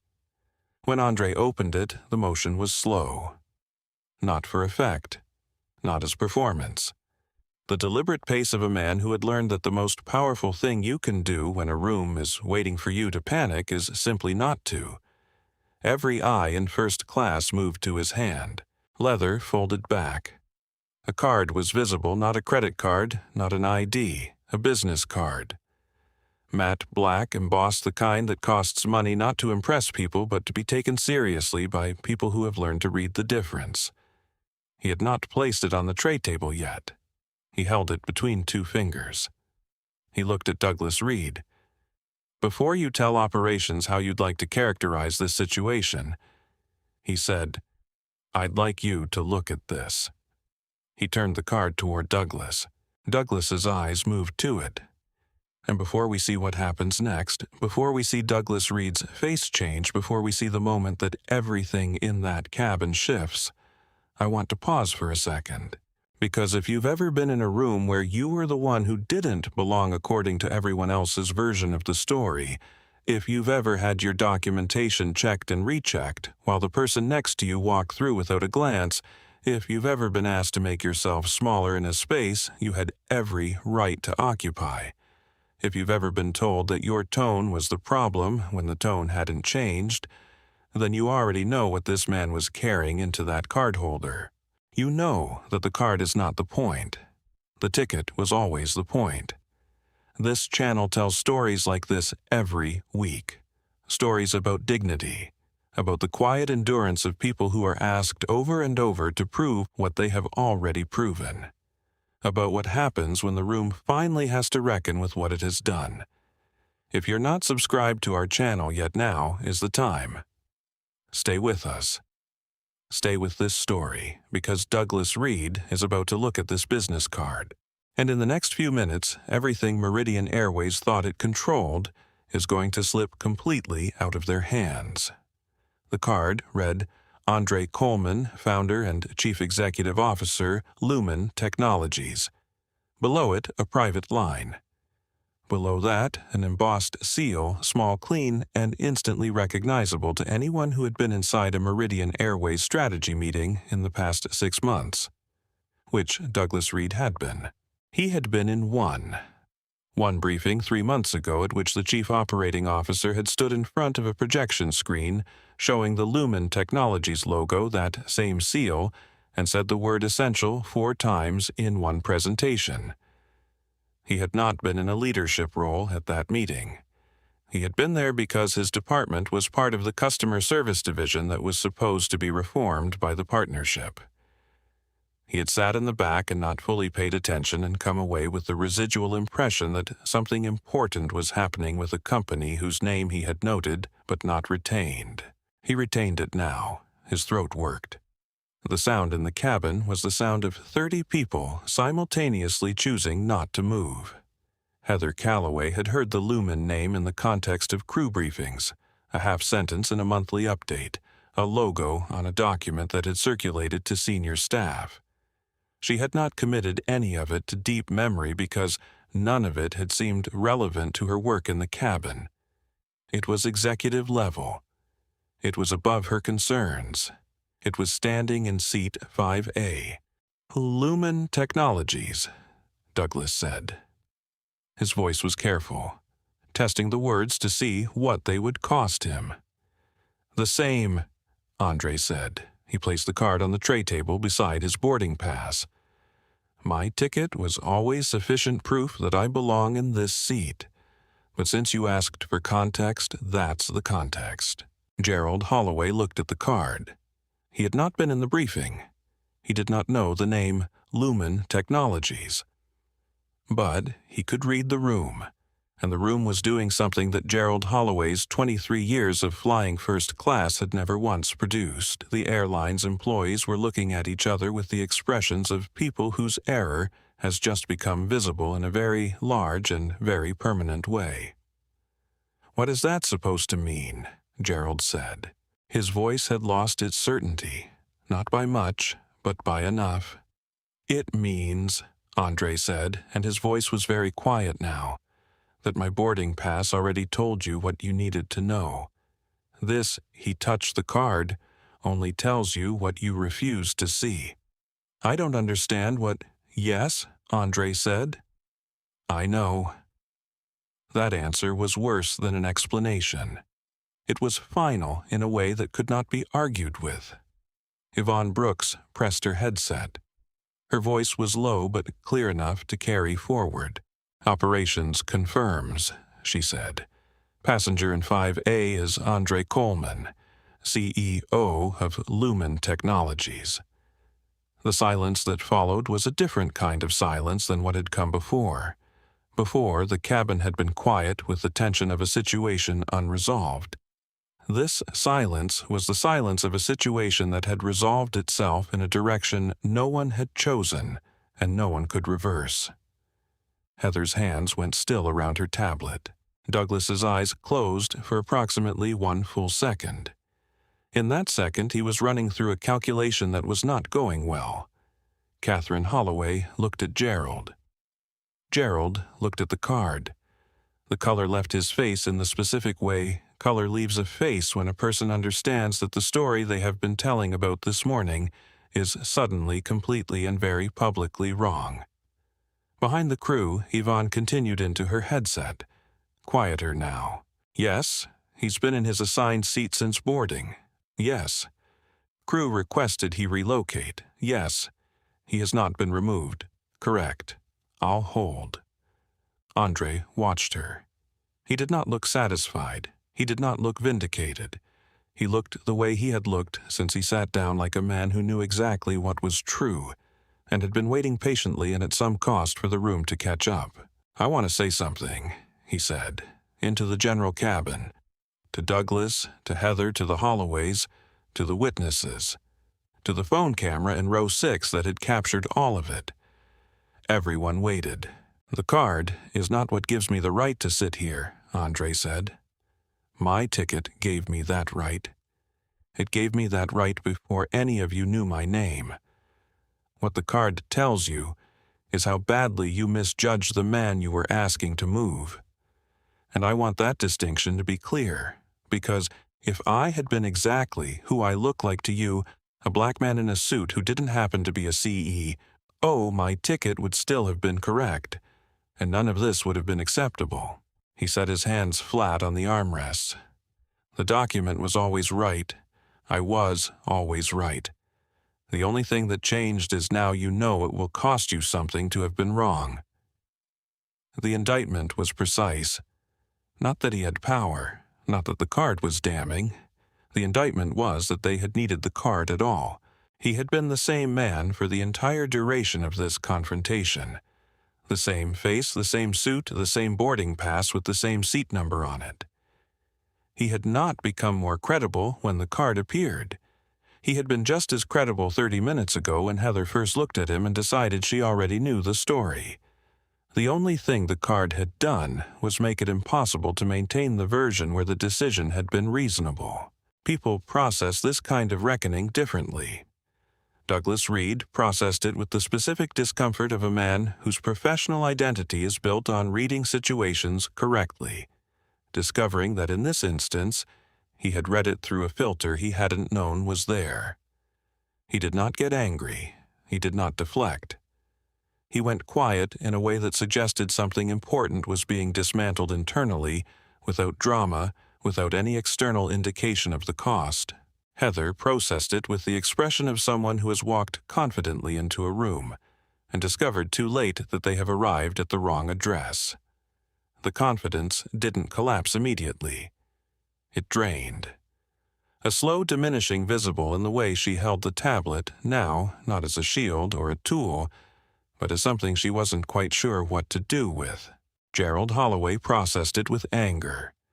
But the anger was different from the anger of 20 minutes ago. Before, it had been the anger of inconvenience, irritation at a situation that was taking too long to resolve. Now, it was the anger of a man who has been wrong in public and knows it, and has found in the absence of a way to be right that anger is the only thing left that still feels like power. "I don't care who he is," Gerald said. His voice was loud enough now that it was clearly for the cabin, not for the conversation.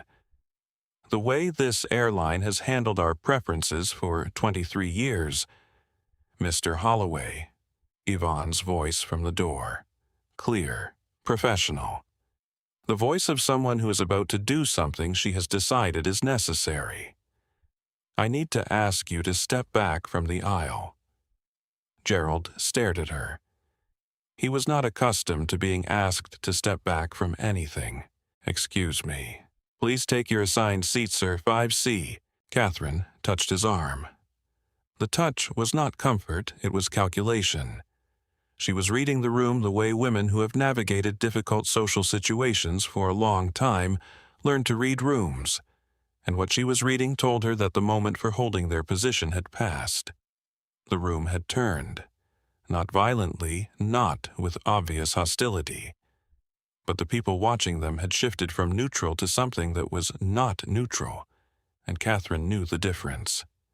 "Gerald," she said low. He stepped back, reluctantly.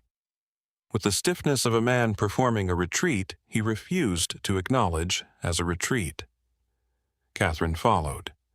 They took their seats, 5C and 5D, without looking at Andre, and the quality of their silence was the quality of a silence that knows it has been heard. The aisle opened. For the first time since the Holloways had boarded, row 5 had space. Andre's window was visible without someone standing over it.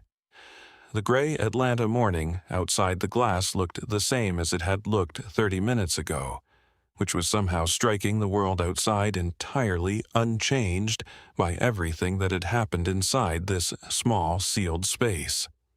Yvonne spoke into her headset. Her voice was neutral professional. "Yes, gate D14, flight 1149. I need to flag an incident for the operations duty manager. Passenger in first class, seat 5A. Yes, he's remaining in his seat. I need the duty manager and I need the corporate duty officer. Now please." The tone of that now reached every corner of the cabin. Douglas Reed looked at it. Heather. Heather looked at the floor. In row 6, the young man lowered his phone, but did not turn off the recording. He pressed it flat against his knee, still capturing the audio, because he had been recording long enough to understand that what happened after the reveal was sometimes more important than the reveal itself. In row 7, Eleanor unfolded her hands in her lap and looked at the back of Andre's head. She thought about the granddaughter, about all the things she had watched happen in this country, and the things she had not said, and the things she wished she had said earlier, and the things she had finally said in this cabin when it was almost too late. She thought I should have spoken the first time. The cabin waited. Somewhere on the other end of Yvonne's headset, a different conversation was beginning, one that involved different titles and different consequences, one that had started as all consequences start with a small decision made by a person who was certain they already knew who they were looking at. The cockpit door opened. Captain Rosalind Pierce stepped into the cabin and took 4 seconds to look at everything. She was 53. Close-cropped gray hair, a face that had spent 2 decades making decisions in situations where the margin for error was 0, and the pressure to appear calm was absolute. She did not look soft, and she did not look hard. She looked like someone who had been calibrated by experience into something precise. She swept the cabin in one continuous arc of attention. Douglas, standing near row 5 with his arms slightly apart, and the posture of a man who no longer knows what to do with his hands. Heather, at the edge of the forward galley tablet against her body face, arranged into professionalism over something that was not professional. Gerald Holloway, seated in 5C, radiating indignation with his arms crossed. Catherine beside him, looking at her gloves. The man in row 6 with his phone. Eleanor in row 7, composed watching. And Andre Coleman in seat 5A by the window, hands on the armrests, absolutely still. She took it all in. She walked to Douglas and touched his arm briefly, steering him toward the galley. "What happened?" she said, not a question. Douglas told her. He told her the version Heather had given him in the galley, amended by what he had seen in the row. As he talked, she listened without expression. When he finished, she asked one question. "Did you see his boarding pass?" Douglas paused. Heather confirmed it on the tablet. "Did you see it?" A pause. "No." Captain Pierce looked at Heather. "Did you ask him to move after you confirmed his assignment on the tablet?" Heather's jaw tightened. "I was trying to accommodate. That's not what I asked." Heather looked at the floor. "Yes," she said, "I asked him to move." Captain Pierce was silent for 2 full seconds. Then Yvonne's headset crackled loud enough for the forward galley to hear clearly. "Captain Pierce," Yvonne said. "Operations is confirming. Passenger in 5A is Andre Coleman, CEO of Lumen Technologies. Corporate legal is being looped in. They're asking for your assessment." Pierce turned to look down the cabin.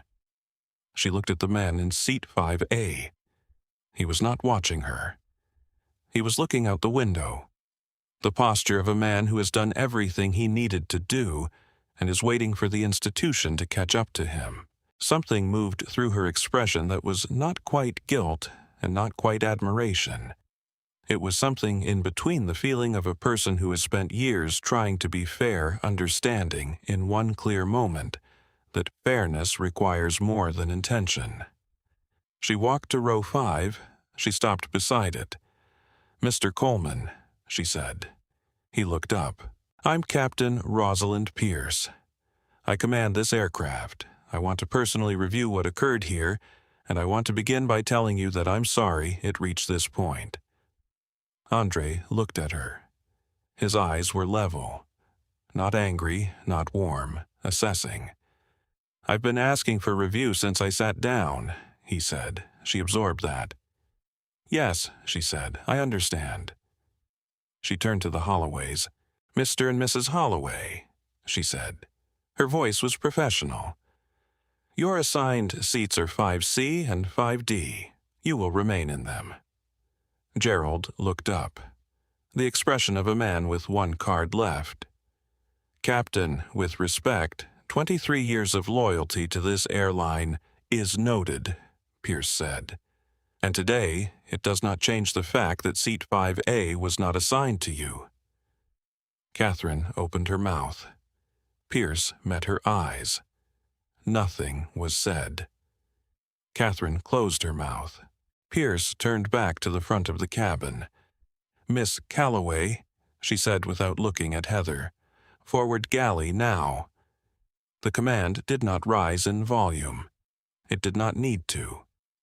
Heather walked to the galley and Pierce followed, and she pulled the curtain with the small, deliberate motion of someone who has decided that the next conversation needed to happen out of earshot, but not out of consequence. Through the curtain, the cabin could not hear the words, but they could hear the tone. They could hear the length of it. They could hear the moment when Heather's voice went from defensive to something smaller. Andre looked out the window. Chicago, Atlanta. He had made the same calculation in the same kind of cabin for 20 years. The mathematics of being black in a first-class seat. He was tired of the math. He was tired of the precision required just to stay in a room he had paid to be in. He was tired in the way that is not the same as giving up, the way that comes from doing something so many times that the fatigue has become a permanent resident in your chest that you no longer notice unless you stop moving. He had stopped moving today. He had stayed in the seat, and something that had never moved for him before was about to move. Captain Pierce came out of the galley 6 minutes later. 6 minutes is not a long time in most contexts.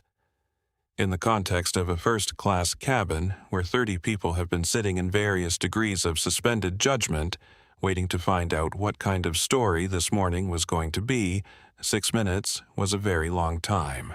She walked to the center of the forward cabin. She did not make a speech. She did not call for attention. She simply stopped at a place where everyone could see her clearly, and waited the 2 seconds it took for the room to understand that something was about to happen. "Flight 1149 will experience a brief additional delay," she said. "We will not push back until I am satisfied that what happened in this cabin has been properly documented and addressed. I want everyone in this cabin to know that the documentation will be thorough, and that all crew members involved will provide written statements before we depart." She looked at Douglas. "Mr. Reed," she said, "you will provide your statement to Yvonne before you resume any duties." Douglas nodded once. He looked smaller than he had when he walked down that aisle. Not ashamed he had not arrived at shame yet. That would come later privately, in the specific way professional shame arrives but exposed. Aware of himself in an unfamiliar way. She turned to the Holloways. "Mr. and Mrs. Holloway," she said. The voice was even, professional, devoid of the warmth that crew reserved for premium members when premium members were acting in good faith. "You were seated in an assigned seat that did not belong to you. Mr. Coleman's documentation was valid and was confirmed on the crew system. The request for him to move was not supported by any policy this airline holds." Gerald Holloway stiffened. "We have flown with this airline for—" "I am aware of your tenure," Pierce said. "It does not change what happened this morning. I expect a full apology from Mr. Holloway," Pierce said. She said it the way you put a period at the end of a sentence. "Please stay in your seat." The room did not cheer. Nobody said anything. But the quality of the silence shifted from the held-breath tension of something unresolved to something that felt more like exhale. Like the slow relaxation that comes when a situation has finally been called by its correct name. Patricia Catherine looked down at her handbag. She adjusted the strap. A small motion. The kind of adjustment people make when they're trying to find something to do with their hands, because the thing they've been holding, the certainty, the confidence, the absolute assurance that the world was about to correct itself in their favor, has been removed, and they need to put their hands somewhere. The young man in row 6 finally lowered his phone. Not turned it off. Lowered it to his lap, recording the audio, his thumb no longer active, but the device still present. A quiet, faithful record of an ordinary morning that had stopped being ordinary. Eleanor watched Captain Pierce walk back to the galley. She had seen leadership before, real leadership. The kind that didn't need to make itself large or loud. The kind that arrived at a situation, understood it quickly, and did the specific correct thing even when the specific correct thing was complicated. It was rarer than people like to admit. She had also seen the specific thing that leadership sometimes couldn't fix. The thing that came before the captain walked in. The thing that had lived in the 30 minutes before the cockpit door opened, in the assumptions and the quickly traveled looks and the word security, introduced like a tool. Leadership could correct the outcome. It couldn't go back and unsee the way the room had arranged itself before it arrived. That was the part she kept sitting with. In row 5, Andre Coleman looked out the window. Atlanta was still gray and overcast. A service vehicle moved slowly across the tarmac, orange lights turning. Someone's luggage was being loaded into a cargo hold 2 planes down. The ordinary mechanical world of an airport morning, completely indifferent to what had just happened inside a sealed tube of aluminum 18 feet above it. He thought about his father's watch. He thought about the 23-year-old in the clearance suit. He thought about how that young man had done the math and moved because survival had once required it. He thought about the promise made in silence in the back of a plane to Boston. He had kept it this morning. For himself, for the 23-year-old, for every person who had done the math and lost. He stayed in seat 5A. When Captain Pierce came back out of the galley, Heather Calloway was behind her. Heather's face had changed, not dramatically. She was professional enough and controlled enough that the change was a matter of calibration rather than collapse. But the platinum blonde bun was the same, and the scarf was still knotted at her throat, and the red lipstick was unchanged, and none of it looked the same as it had when she had first walked down that aisle. The certainty that had animated all of it was different now, not gone, but depleted. The way a light looks when the power supply is fluctuating. She stood at the edge of the forward galley and looked at the cabin she had worked in for 19 years. Captain Pierce addressed her directly. "Miss Calloway," she said.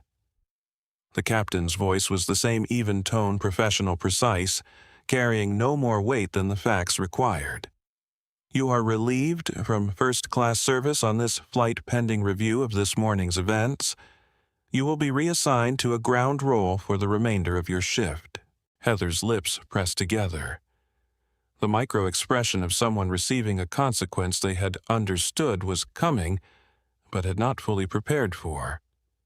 "Captain," she said, "I have served this airline for 19 years. I was acting in the interest of our established passengers. You confirmed his boarding pass was valid," Pierce said. Then you continued asking him to move. A pause. "I know what you were trying to do," Pierce said. "The outcome is the same regardless." The cabin was completely quiet.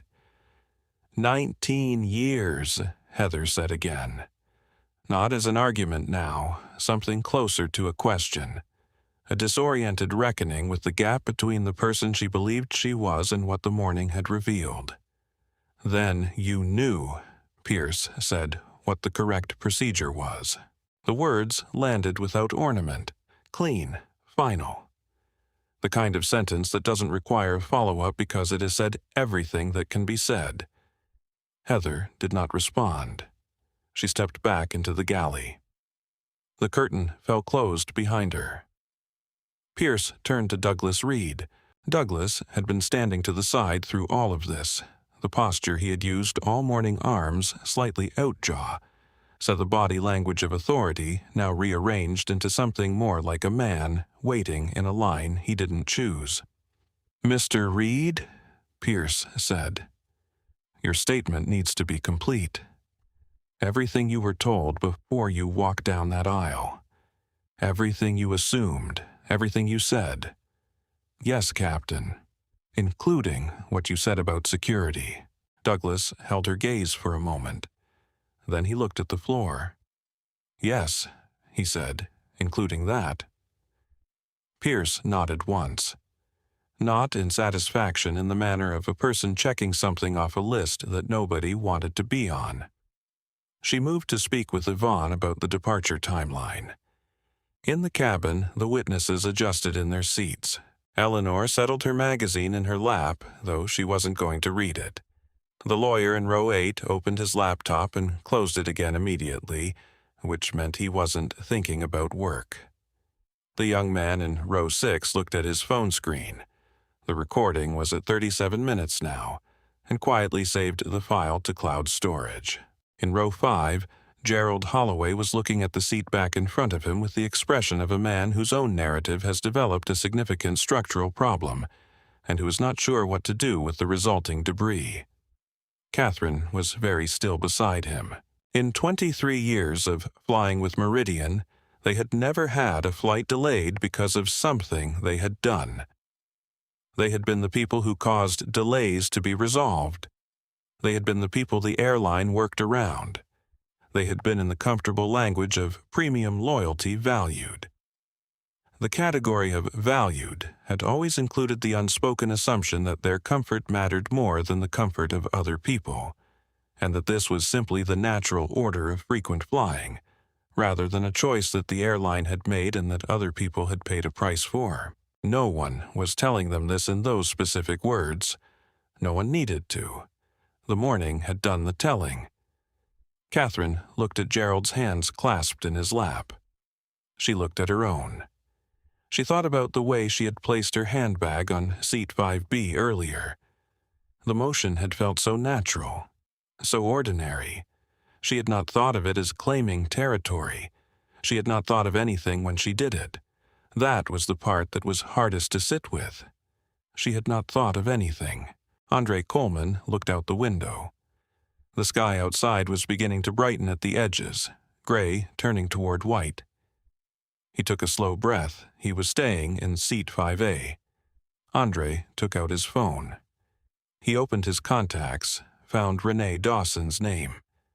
She picked up on the second ring the way she always did when his name appeared before 9 in the morning, which invariably meant something had happened that she needed to be prepared for.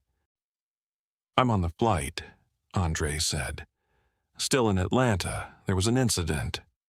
"Tell me," Renee said. She was not the kind of assistant who gasped or expressed alarm prematurely. She had been with him for 11 years. She had learned that the most useful thing she could do in the first 30 seconds of an unexpected call was to listen completely and reserve her reaction for once she understood the full shape of what had happened.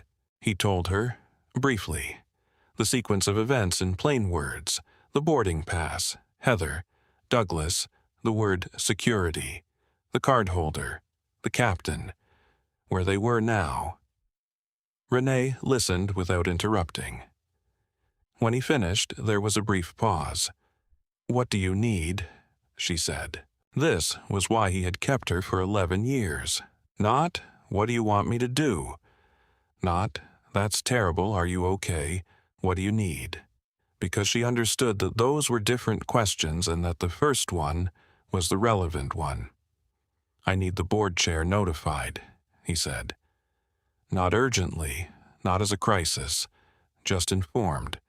Tell her what happened. Tell her I'm handling it. Tell her the tomorrow meeting is paused until I've decided how to proceed." Renee's voice was measured. "Paused or canceled?"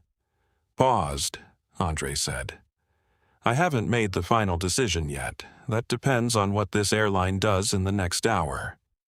In the galley, Pierce was on the cabin phone. In the aisle, Yvonne was relaying something to her headset with the controlled urgency of a person who understands that the situation has moved past her pay grade and is trying to transfer it appropriately.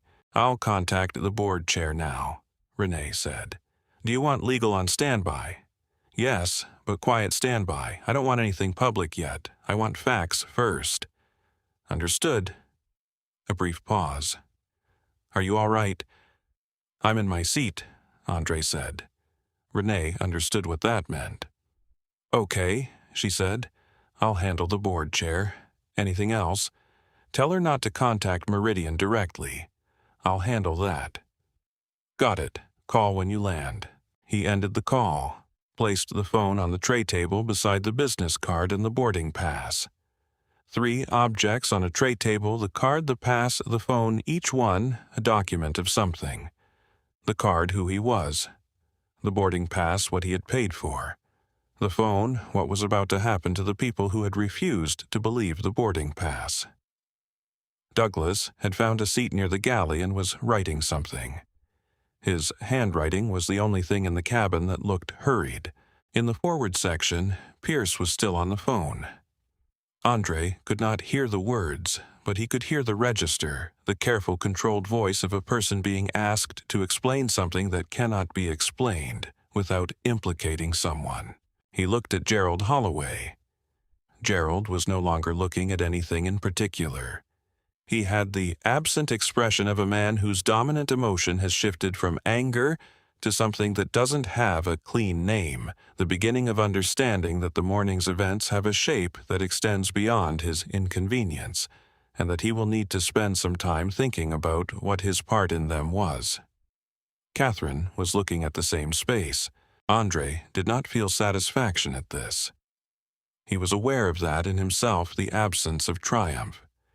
What he felt was something more like the quiet that comes after a very long effort. The release of sustained tension. He had held himself at complete precision for 37 minutes. He had not raised his voice. He had not lost his composure. He had not given the situation anything it could use to reframe what had happened. He had simply stayed. And because he had stayed, because he had refused to do the math that said survival required silence, the room had been forced to move around him. For once, in a way that would cost something, in a way that would be documented. He was not naive enough to believe this changed everything. He knew there were people on planes right now being asked to move who did not have recordings or business cards or 11 years of carefully built institutional leverage. He knew that the depth of what he was fighting was far older than this morning, and would outlast this morning by a long distance. But this morning was a document now, and documents had a way of adding up. He picked up his phone, opened his keynote notes. The second section, the part about accountability, was still sitting there waiting for the structural change he had been planning to make at the gate before all of this happened. He read it through. He made the change. It was a small one. Just a few sentences reordered. But the reorder made something clearer, made it land harder. He saved the file. Outside the window, Atlanta was still gray, but brightening. The cabin phone rang. Captain Pierce answered it at the forward station. Her voice was controlled and low. After approximately 40 seconds of listening, she turned to Yvonne and said, "Put them on the main speaker." Yvonne looked at the cabin briefly. Then she reached for the switch. A voice filled first class. Male. Older. The voice of a man who is accustomed to situations resolving themselves before they reach him, and is very unhappy to find one that has not. "This is Gregory Vance, Senior Vice President of Customer Operations, Meridian Airways. Mr. Coleman, I'm told you're present. I'd like to address this directly." Andre looked at the speaker. He said nothing. "Mr. Coleman," Vance said. "I'm here," Andre said. "On behalf of Meridian Airways, I want to apologize for the experience you've had this morning." The cabin waited. Andre's expression did not change. "Mr. Vance," he said. What specifically are you apologizing for? Silence on the line. The slight crackle of an open corporate connection traveling through several floors of a building in Charlotte, where Meridian had its headquarters. For the confusion regarding your seating, Vance said. There was no confusion, Andre said. My seat was correct. My boarding pass confirmed it. The crew confirmed it on their system. There was a decision, not a confusion. Confusion is what you call a decision when naming it directly as uncomfortable. The cabin was motionless. In row 6, the phone was still recording. Quiet, faithful present. Vance cleared his throat. We want to make this right, he said. Then tell me why it happened. Andre said. Not what happened. I know what happened. I was here for it. Tell me why. Another pause. Our investigation will... Your investigation, Andre said, will determine who made which decision. But the why is already visible. You don't need an investigation to see it. You need the will to name it. Silence. Andre continued. He was not loud. He was the same steady, clear voice he had used since the moment the confrontation began. A man with a valid ticket showed his documentation to multiple crew members. It was confirmed correct. He was still asked to move. A word like security was introduced to make his refusal feel like the problem rather than the request that caused the refusal. At every step, what I presented mattered less than the comfort of the people asking me to leave. That is not a confusion. That is a pattern built into how this airline's crew makes decisions about who to believe. The word why hung in the cabin. It was a harder question than what. What could be answered with facts? Why required something more an honest look at the assumptions that had organized the facts, the unspoken rules that had told Heather before? She asked a single question how this situation was going to go. Why required Meridian Airways to look at itself? Vance breathed in. The sound traveled through the speaker. Mr. Coleman, he said. Meridian takes this seriously. Then, hear me clearly, Andre said. I want crew statements preserved before anyone has a chance to coordinate. I want the tablet records from this morning preserved. I want the manifest documentation. And I want this incident reviewed by someone outside Meridian's internal chain, someone whose job isn't to protect the airline. A brief silence. That's a significant request for, I know what it is, Andre said. And if Meridian wants to have a conversation about the Lumen partnership, this is where that conversation begins. Not tomorrow morning in a conference room, here, with whether this airline is willing to do the one thing it's been telling everyone it's committed to doing. Catherine made a small sound. Gerald did not. Eleanor, in row 7, had her hands folded in her lap and her eyes on the speaker. She was thinking about what this man had just asked for, and about how many times in her long life she had watched people ask for exactly this accountability with teeth documentation that couldn't be managed away a review by someone with nothing to protect, and been told it wasn't how things worked. This time, the man asking controlled something the airline needed. She thought about what that said about how things worked. Vance came back on the line. I'll need a brief moment to speak with our executive team. Take 2 minutes, Andre said. It was not an aggressive offer. It was a precise one. He knew how quickly decisions could be made when the cost of delay was visible. He had built a company on finding the places where institutions slowed down specifically to make problems disappear into process. He was not going to let this become process. In the galley, Pierce was watching the cabin phone with the focused attention of a person who has set something in motion and is tracking its trajectory. On either side of the aisle, the witnesses of Flight 1149 sat in their seats and breathed and waited, and were without any of them having planned to be participants in the most consequential morning any of them would spend on a plane. 2 minutes passed. Gregory Vance came back. And what he said next was something that nobody in that cabin, not Eleanor, not the man in row 8, not the young man with the phone in row 6 expected to hear from an airline SVP on a speakerphone in public on a delayed Tuesday morning flight. Gregory Vance came back on the line with a different quality in his voice. The Polish was still there. He was not a man who abandoned professionalism entirely, even in a moment like this. But underneath it, something had changed. The voice of a man who has been in a 2-minute conversation with people above him in a chain of command, and has come back with instructions that he was not expecting to deliver. "Mr. Coleman," he said, "I have authorization to tell you the following." The cabin went very still. Meridian Airways will commission an independent review of this morning's events by a third-party organization with no prior relationship to this airline. The review will include all crew conduct documentation and the sequence of decisions made in the cabin. All records, crew statements, tablet data, manifest documentation, and communications will be preserved immediately, and will not be accessible to any internal review board until the third-party assessment is complete. Andre listened without expression. "We are acknowledging," Vance continued, and his voice slowed slightly on this part, the way voices slow when they arrive at the sentence they were not sure they were going to say, that what occurred this morning was not a procedural confusion. A passenger with valid documentation was asked to vacate his seat. The request was not supported by policy. It was not supported by safety requirements, and it was not reversed when it should have been. The cabin released something. Quietly, collectively. Not applause, nothing like that.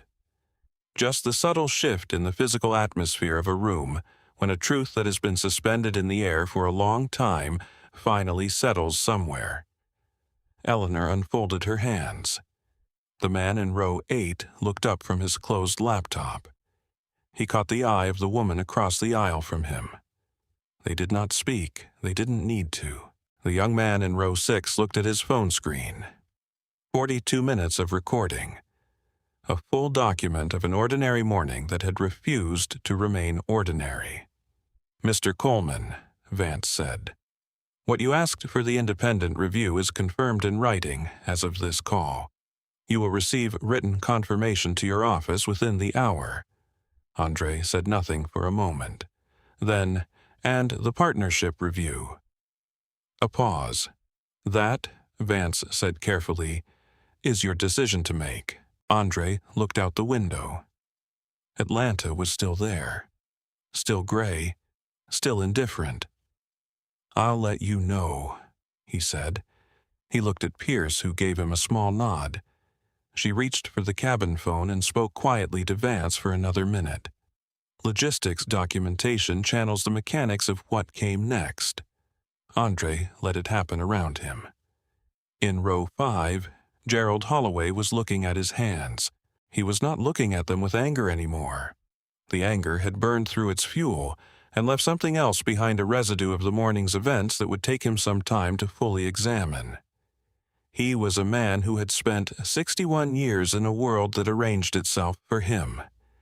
He had never once questioned whether the arrangement was fair to the people around him, because the people around him who paid the price of it were not the people he had ever had to think hard about. They had been in the background. They had been in the rows he didn't sit in. He was sitting in row 5 right now because the man in seat 5A had stayed there. That was the specific thing. Catherine was not looking at her hands. She was looking at the back of Andre Coleman's seat. She was thinking about the handbag, the motion of placing it on 5B.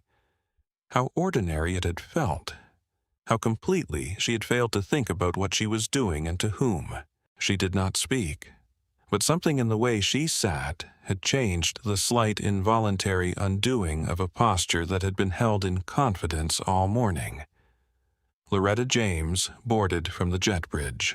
She was the replacement attendant Meridian had called her in from the gate area where she had been on a scheduled break.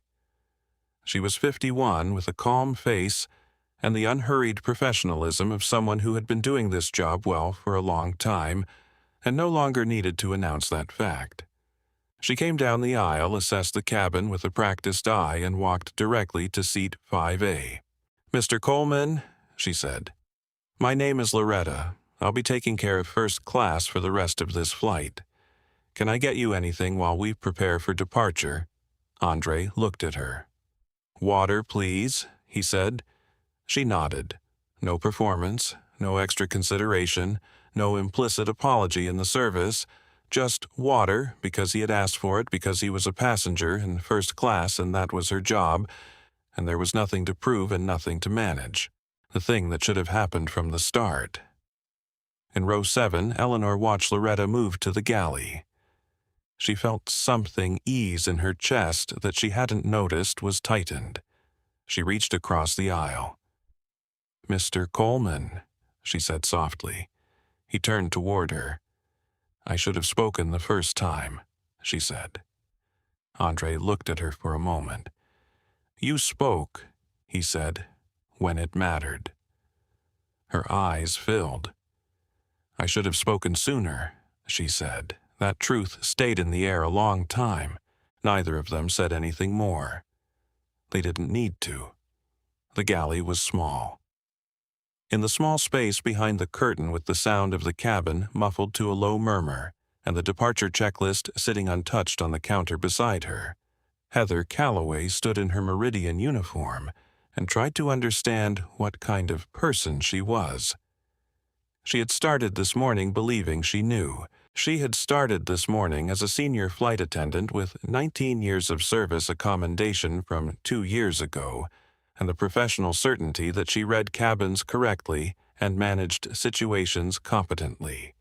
She had started this morning with a set of assumptions so deeply embedded in her professional habits that they didn't feel like assumptions at all. They felt like experience, like knowledge, like the hard-won ability to assess a situation quickly and respond correctly.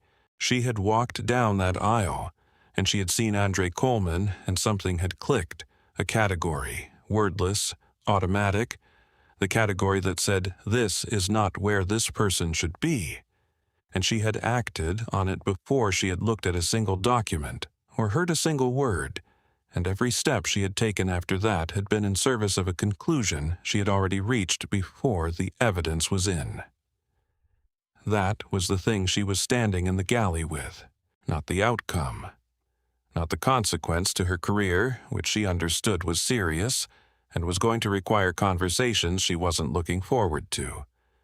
Not even the humiliation, though that was present, a hot and specific feeling behind her sternum that she recognized as the sensation of having done something she could not argue her way out of. The thing she was standing with was simpler and harder than all of that. She had seen his boarding pass. She had confirmed on the tablet that seat 5A was his, and she had kept going anyway, because something in her, something she had never looked at directly, something she had never needed to look at, because nobody had ever required her to had overridden the document, had decided the document wasn't the real story, had decided she already knew the real story. She had been wrong, and the wrongness was not an accident and was not a fluke. It had come from somewhere inside her that she had been carrying for 19 years without examining. She picked up the statement form that Yvonne had given her. She looked at the fields. Name, employee, number, role, description of events. She started to write the version of events that a person writes when they are trying to minimize their role. The one that emphasizes confusion, good intentions, established protocol. The one that makes you a professional who made a reasonable mistake rather than a person who made an unreasonable assumption. She wrote 3 lines of it. Then she stopped. She looked at the form. She thought about the moment she had seen his boarding pass and kept asking him to move anyway. She thought about what that meant. Not about what it meant for her career, about what it meant about her, about the thing that had made her look at a man with valid documentation, and decide the documentation was the problem rather than her read of the man. She crossed out the 3 lines. She started again. I confirmed on my tablet that seat 5A was assigned to Mr. Coleman. I continued to ask him to move from the seat after that confirmation. I did so because I believed Mr. and Mrs. Holloway's claim over the seat was more legitimate than Mr. Coleman's documentation. I am not fully able to explain why I believed that, except that I recognized Mr. and Mrs. Holloway, and I did not recognize Mr. Coleman, and something in my initial response was guided by that difference in a way that I cannot account for by any policy or procedure. The decision to continue after the confirmation was mine, and I understand that it was wrong. She put the pen down. She looked at what she had written for a long time. Then she did something she had not anticipated doing. She walked back out of the galley past Loretta, who was preparing the water for 5A, and she found Captain Pierce at the forward station. "Captain," she said. Pierce looked at her. "I need to request placement in the crew fairness training program. When this review is done, whatever that looks like for me, I want to be part of it." Pierce looked at her steadily. "Write that down in your statement," she said. Heather nodded. She went back to the galley. She finished the statement. She did not know yet what this morning was going to cost her in concrete terms. She did not know what the review would find or what her career looked like on the other side of it. But she knew with a clarity that was uncomfortable and irreversible that something had been shown to her about herself that she was going to have to spend a long time sitting with, and she was going to sit with it. The door closed. Captain Pierce gave the pushback clearance at 7:43 a.m., 31 minutes after the scheduled departure time for Meridian Airways Flight 1149. The aircraft moved, slowly at first. The almost imperceptible shift of a large, heavy thing releasing itself from the place it has been attached to. Then the tug pulling them back from the gate, the mild vibration of engines moving to idle, the familiar faintly surreal sensation of a plane beginning its slow turn toward the runway that means you are despite everything going to get where you were going. Late, but going. Changed. Andre felt the movement begin and exhaled. It was the first time in 31 minutes he had let himself exhale in the way that means something is over. He had been holding a particular kind of stillness, the stillness of a person who cannot afford to relax because the situation is not yet resolved, and now the situation was resolved, and the stillness could become something else. Something quieter. Something that felt for a moment almost like rest. He looked down at his left wrist. His father's watch, the old Timex with the worn brown strap and the softened face, and the name inscribed on the back that his father had put there before he had earned it, because his father had believed he would earn it before Andre believed it himself. The watch that had traveled with him through every room that had tried to define him before he walked through the door. The watch that had been on his wrist at 23 in a plane to Boston when he had done the math and moved. He had not moved this morning. The thought arrived the way deep things arrive quietly, without announcement, more like recognition than revelation. He had kept the promise. Not loudly, not in the way of speeches and triumphant moments. In the way of his father, quietly, completely, in a way that asked for no recognition, because it had never been done for recognition. He pressed his thumb lightly against the watch face. Never let the world decide your worth before you walk into the room, son. He had walked into this room having already decided. He had been right. The room had been wrong. And because he had not moved, because he had held the line that cost so much to hold the room, had been forced to move instead. A flight attendant, Loretta, came by with his water. She set it on the tray table without ceremony, without performance, without the weight of anything other than the ordinary transaction of a person who was thirsty and another person whose job it was to bring water. The ordinary thing, the thing that should have happened from the beginning. He took the glass and drank. In 5C, Gerald Holloway looked at the window. The Atlanta morning was slipping away as the plane moved toward the runway. In the reflection of the oval glass, he could see a version of his own face, older than he usually thought of himself. A face that had spent 61 years not having to think very hard about certain things. He didn't know yet what to do with this morning. He was not a stupid man. He was a man who had not been required to be smart about this particular thing, and there was a difference, and he was beginning to feel the shape of it. Catherine had not spoken since Pierce had addressed them. She was looking at the seat pocket in front of her with the expression of someone who is not looking at the seat pocket but is somewhere else, entirely somewhere inside a morning that is not finished happening yet. The engines changed pitch. Flight 1149 turned onto the runway. The acceleration was smooth, the familiar pressure that pins you back. The moment when the ground lets go and the sky accepts you without asking who you are, or what you look like, or how you got there. Andre kept his hand on the armrest. Seat 5A, his seat. The one he had paid for. The one he had earned.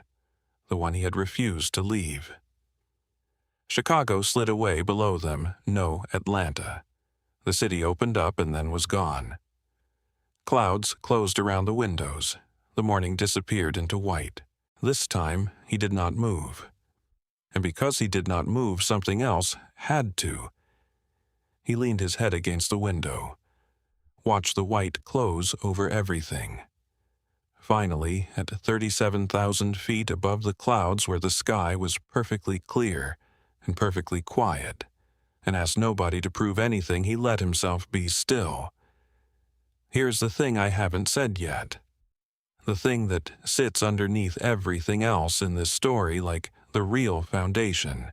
Andre Coleman stayed in seat 5A because he could, because he had a recording, because he had witnesses willing to speak, because he had a business card that changed the calculation for an airline that could not afford to be wrong.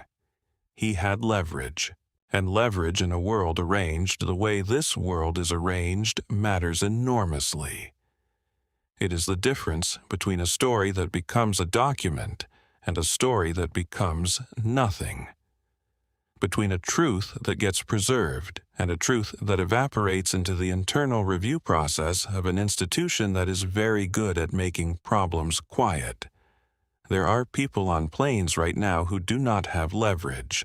People with valid tickets who are being asked to move and who will move not because they want to, not because the request is right, but because the math still requires it, because they don't have a recording, because the witnesses stayed quiet, because the business card in their wallet is not a card that the airline has spent 6 months trying to obtain, because they cannot afford to miss this flight, this connection, this meeting, this funeral, this job interview.